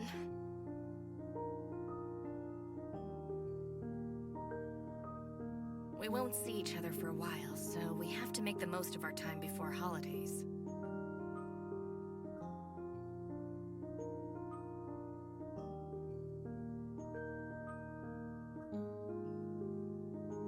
Oh yeah, I've forgotten all about that in all the excitement.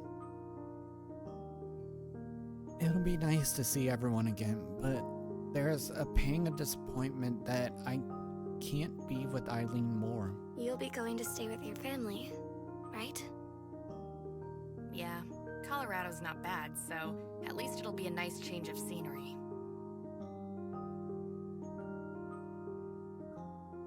It'll be nice to see my sisters again, too. As Eileen thinks about her faraway family, I'm reminded of my own. I've been excited to go back home for the holidays for weeks now, but with her gone... You okay? I'll be fine. I just wished I could go with you.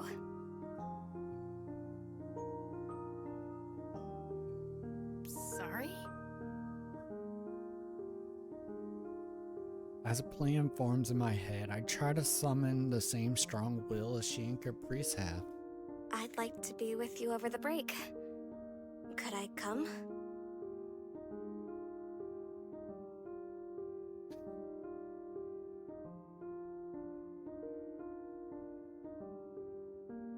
Eileen looks unsure of what to say.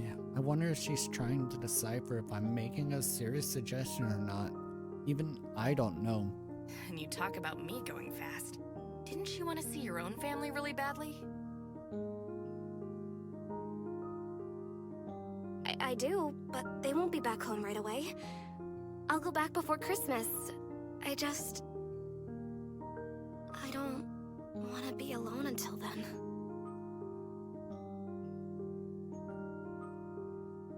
She looks taken aback. Suddenly I find I'm actually arguing for this instead of merely voicing on a whim. I'm not really sure about this. You've never been outside the city, let alone the state. Then there's the fact that you'll be in a house full of strangers. I coped with moving into Rose's apartment, and I'll be with you. After how much you've helped me until now, I'm sure I'll be fine.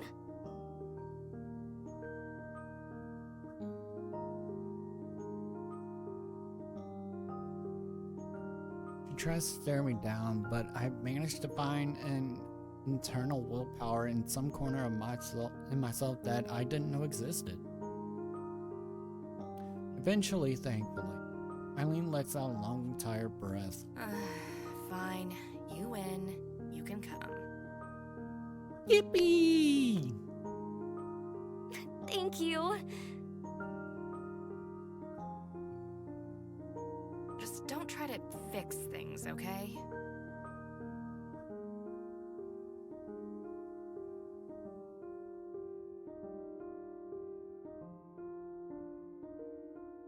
As I snuggle into her warmth, with a grin of victory, Eileen silently smiles as she pats my head once more.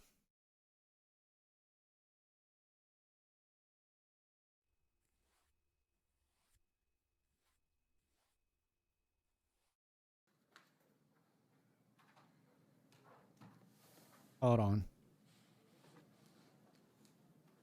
Saving. And it's this D. And sorry. I'm just checking right quick. Oh, yeah, that part is the end. Okay. Just had to double check because I do not like ending segments on when it's like almost done.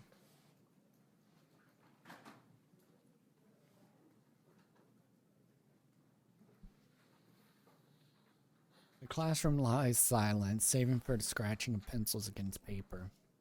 I'd already finished my math test, the unwillingness to be the first to turn it in being the only thing keeping me glued to my desk. I'm sure we've all been there before. I'm thankful for the chance to rest, though. Eileen's pace as we scooted around the zoo took all my effort to keep up with, and then there was the other business we got up to. Someone finally brings his paper to the front, other students following soon after. I quickly joined them, eagerly placing my test on the teacher's desk and packing my things afterward. The last final semester now over, I'm ready to go home and to see Eileen one last time before she leaves for Colorado. Hey! Oh.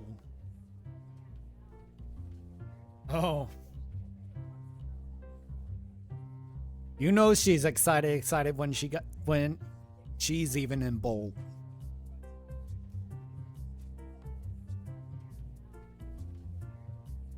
The loud voice from behind me makes me jump in startlement. Hey. Oh, Caprice, hey. My heart slowly moves out of my throat with Caprice and I starting off towards our club.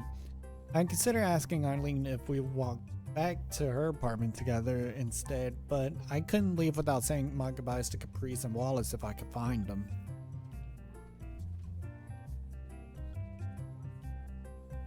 What brings you to my class anyways?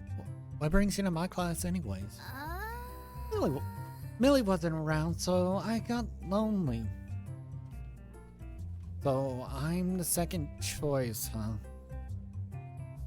Well, at least I can be around for her. You two really are close, aren't you? Yep, we grew up together, and now we even live together, Millie, me, and Haley. She's our other friend. We take good care of each other. There really are all kinds of relationships.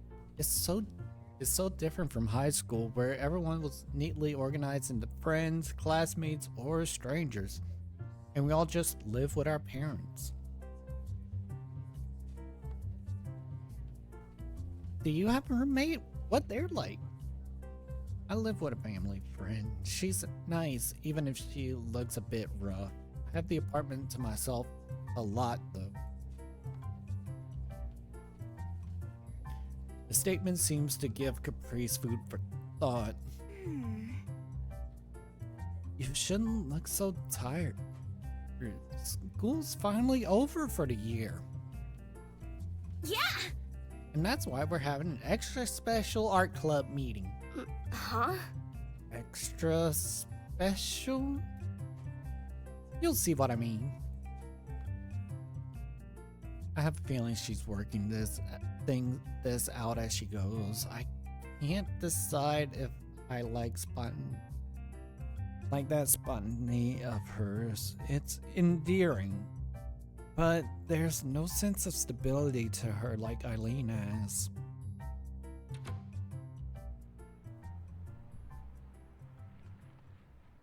As we head towards the art building, we spot Eileen just outside, busy huffing into her hands and rubbing them together for a little warm. It takes a moment for her to notice us. Eileen! Eileen, hi. As she looks up in my direction, I notice her shoulders relax a little. It wasn't long ago that I only ever saw Eileen tense and on guard. But now she reflexively relaxes around me. It's nice.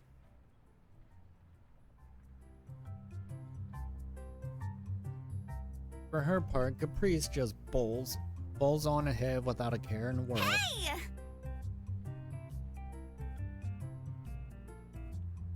Eileen tenses right back up as she sees my companion, the moment lost.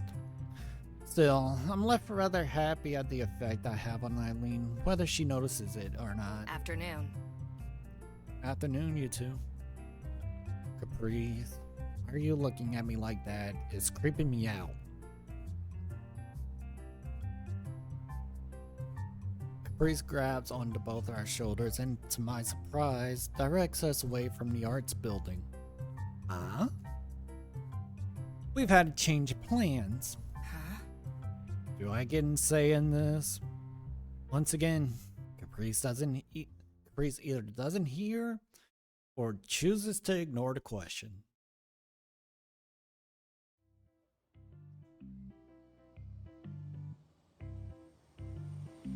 By the time we arrive at my apartment and shirk our coats, it's already dark enough to flick the lights on as we enter.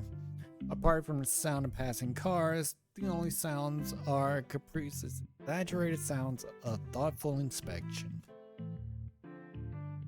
Eileen raises an eyebrow as Caprice whips out her phone to take a photo for posterity. The item disappearing into her pants pocket almost as quickly as it appeared. Will you just leave that thing? You've been fiddling with your phone on the way here more than Allison does. Hey. Well, it's true. Caprice gives a thumbs up, but has the opposite effect of anything. Her agreement is a little too quick, given how stubborn Caprice usually is. So, Rose isn't here then? She drifts in and out. I've given up on trying to work out any schedule to it. Cool! Cool posters! They're my roommate. She's been living here longer than me, so the decorations are all hers.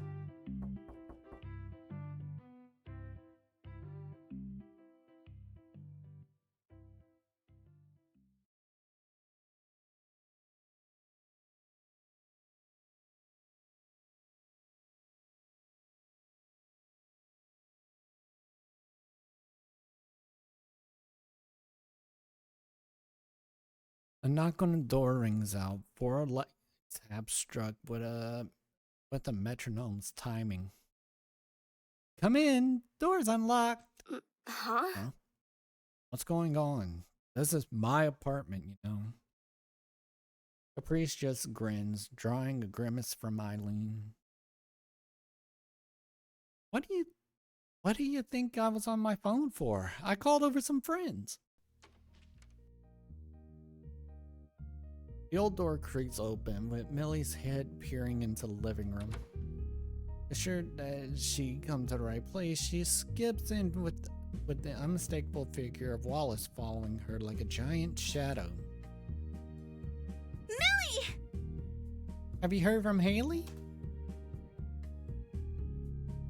Millie answers and she takes off her coat. Wallace does the same for his scarf. Hello there. She's at home sleeping. Seems like finals tired her out. Honestly, who... At this point, I question people who don't get tired from finals.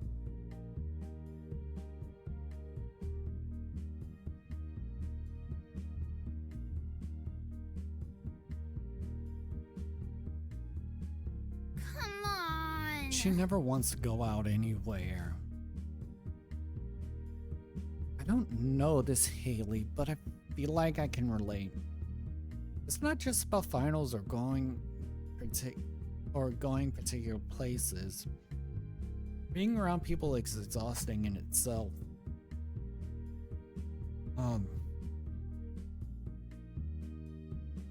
Lately I've been looking forward to it though, even if it takes a lot out of me.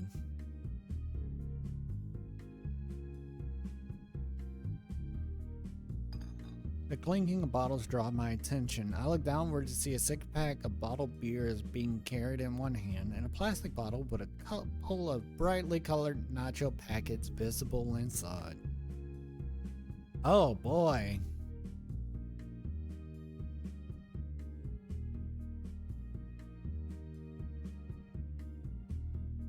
Caprice looks up to the two, surprised just as I am by the present they brought along. Just a little something for the special event.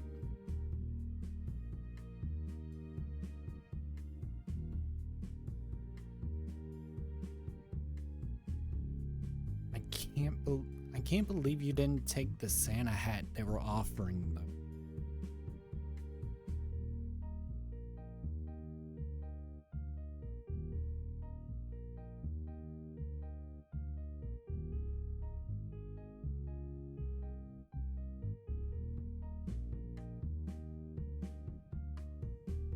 Not happening. I'm not wearing a Santa hat. Christmas or not.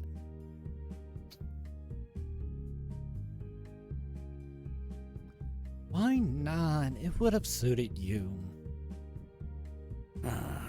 Don't you start. So this was Caprice's plan. A party to celebrate the end of college for the year. I really would have preferred her to just tell me, but there's also a begrudging respect that she's apparently managed to organize all this during the short trip from my college to my apartment.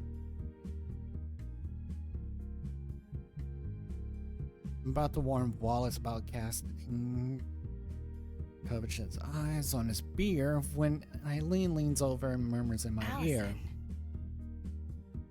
Is a party here going to be a problem for you? Sure. It'll be fine, I think.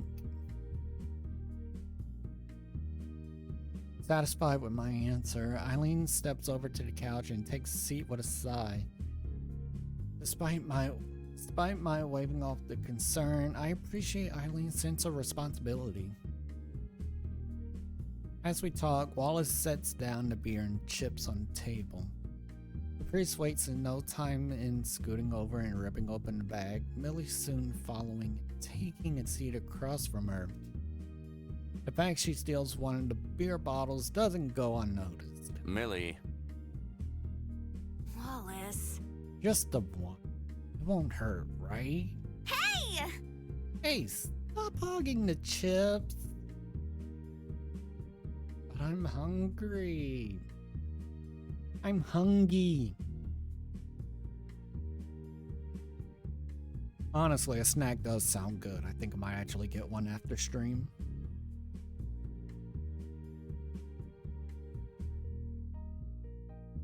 Wallace just sighs, defeated as the two bicker over the food. I feel a little sorry for him, but given he did bring them, make yourselves at home.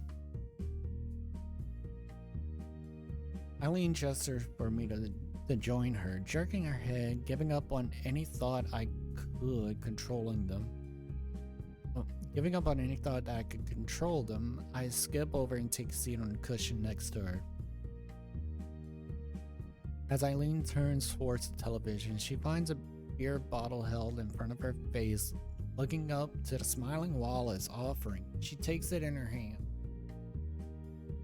Merry Christmas, Eileen. Cheers. Same to you. The two clink their bottles together, popping the lids with a bottle opener on Wallace's keychain before Eileen slouches back into the couch. While the thought passes my mind that the last thing I want is an alcohol-fueled mess at my place, those fears are put to rest as the two gently sip away. They're just friends sharing a drink, not partygoers looking to get drunk as they can. Sweetie, he only brought a 6-pack.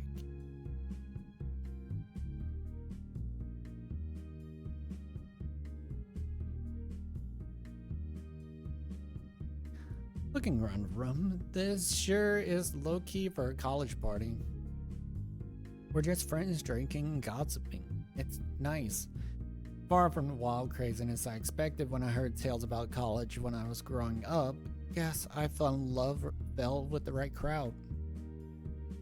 Yeah, you really did get the right crowd.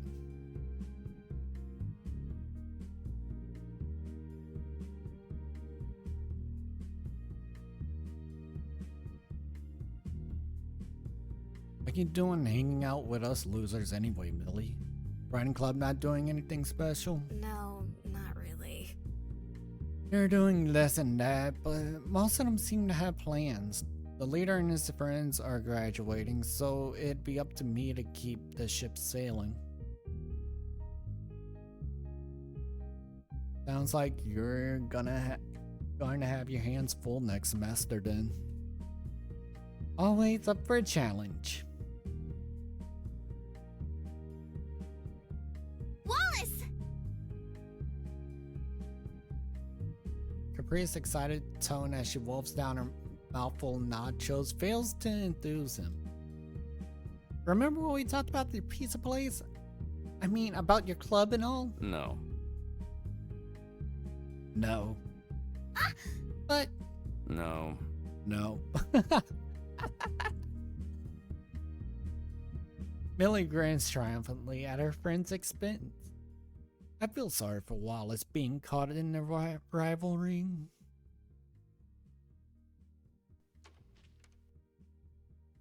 I'm the only one who knows the creak of the door. My attention wholly focused on it as I wonder who arrived.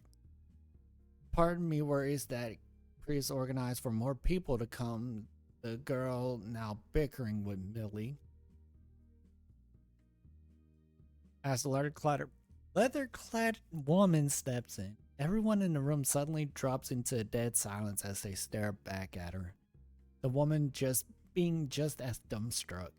Hey, Sup?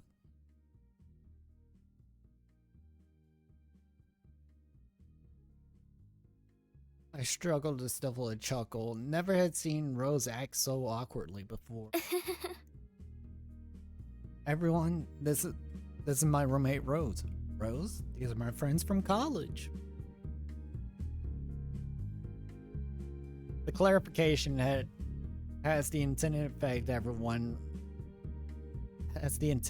Everyone relaxing as soon as the words are said. Sure is some wild party you got going on here. oh yeah. Oh, actually, I'm left wondering what she's doing as she clicks her fingers and dives back for my coat. After a few minutes of fishing about, she manages to pluck out my phone. After handing it to me to enter the unlock code, Rose stands back in the corner of the room and holds it up in both hands. Just gonna take a quick photo for the folks. Smile, guys.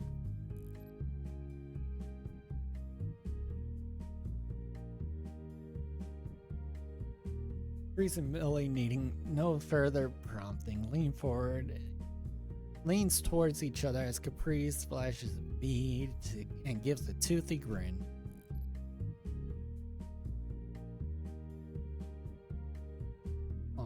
Oh, look at them. Hold on. There we go. Look at them.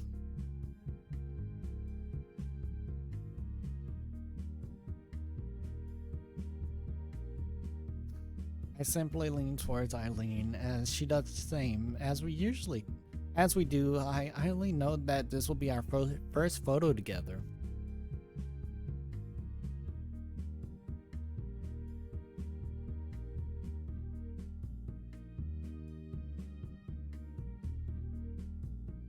As Rose brings the camera steady, I can't stop myself from smiling. I spent so long stressing about being away from my family.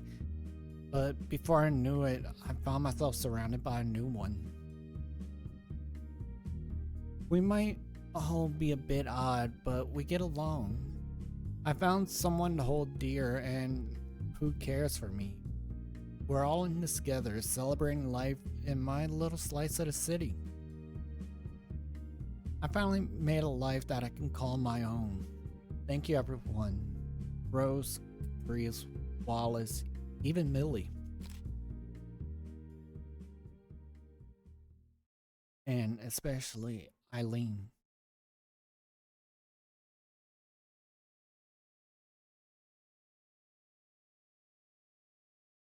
We made it!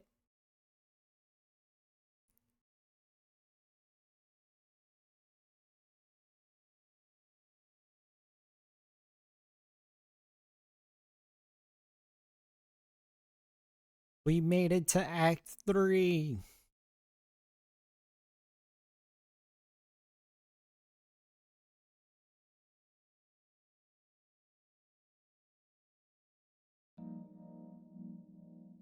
And that's where we stop for today.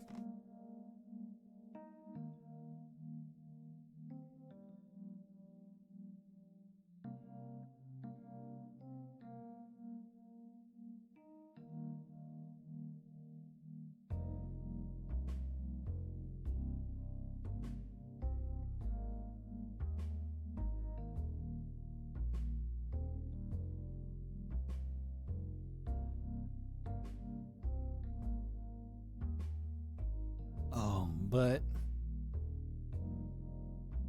honestly, I am loving. I'm enjoying the story, especially getting just the fact of getting the context before I decide to go into twofold. Granted, that probably won't, even after finishing Personal, it probably won't be a while. It'll probably be a while before I do go into it.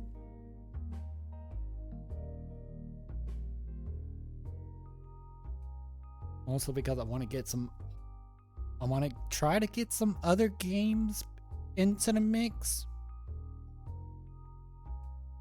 As far as what games, I'm not entirely sure yet. But I guess we'll just kind of figure things as we go. I should be able to have the next week's schedule out Friday or Saturday. It just depends on how my work schedule looks at that point.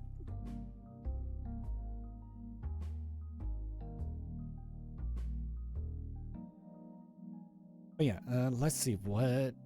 I know I have one more stream as far as this week. Oh, yeah.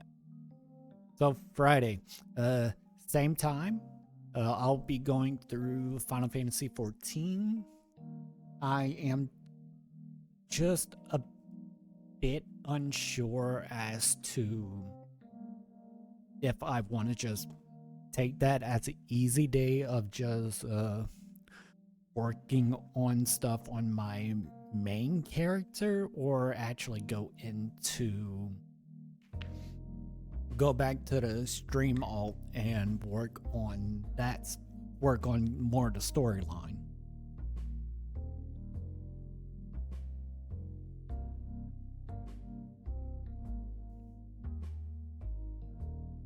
Especially considering storyline, I'm still in Realm Reborn. So there's a lot of content to go through there. Whereas my main character is just me doing dailies and working on end game stuff.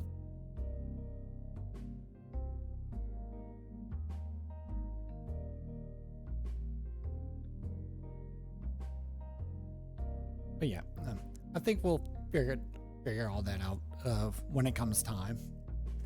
But of course, you know what, let me go ahead and switch to this. There we go. And at the same time, you just get a giant yippee. Yippee!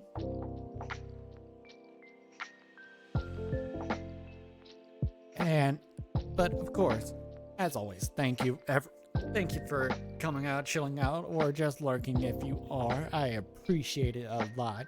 Be sure to follow me on on Twitter.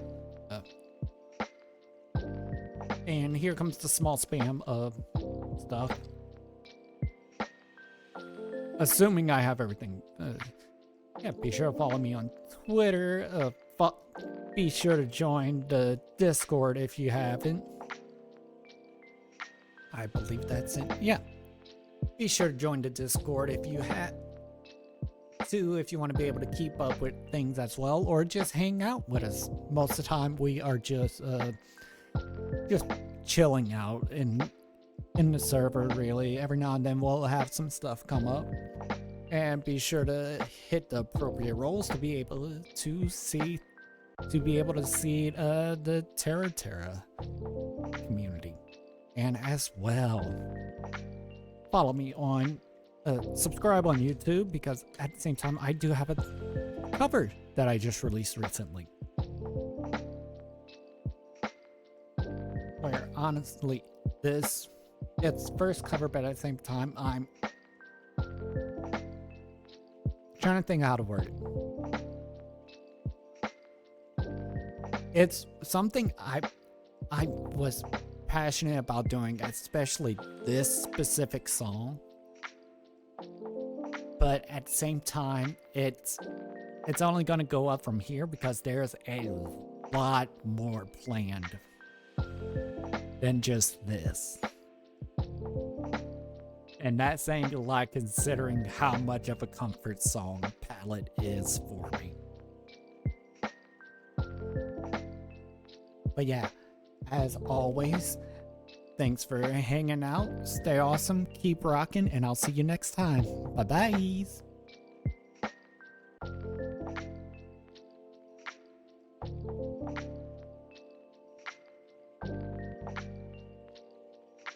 Wait, hold on. No, before I do anything, I just need to see something. We're gonna go raid.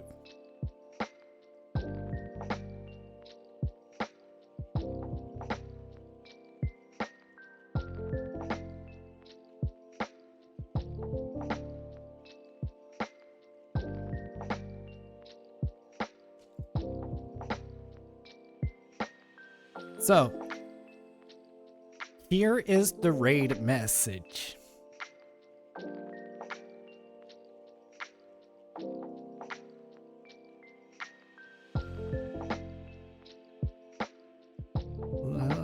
And let me just pull up on my site.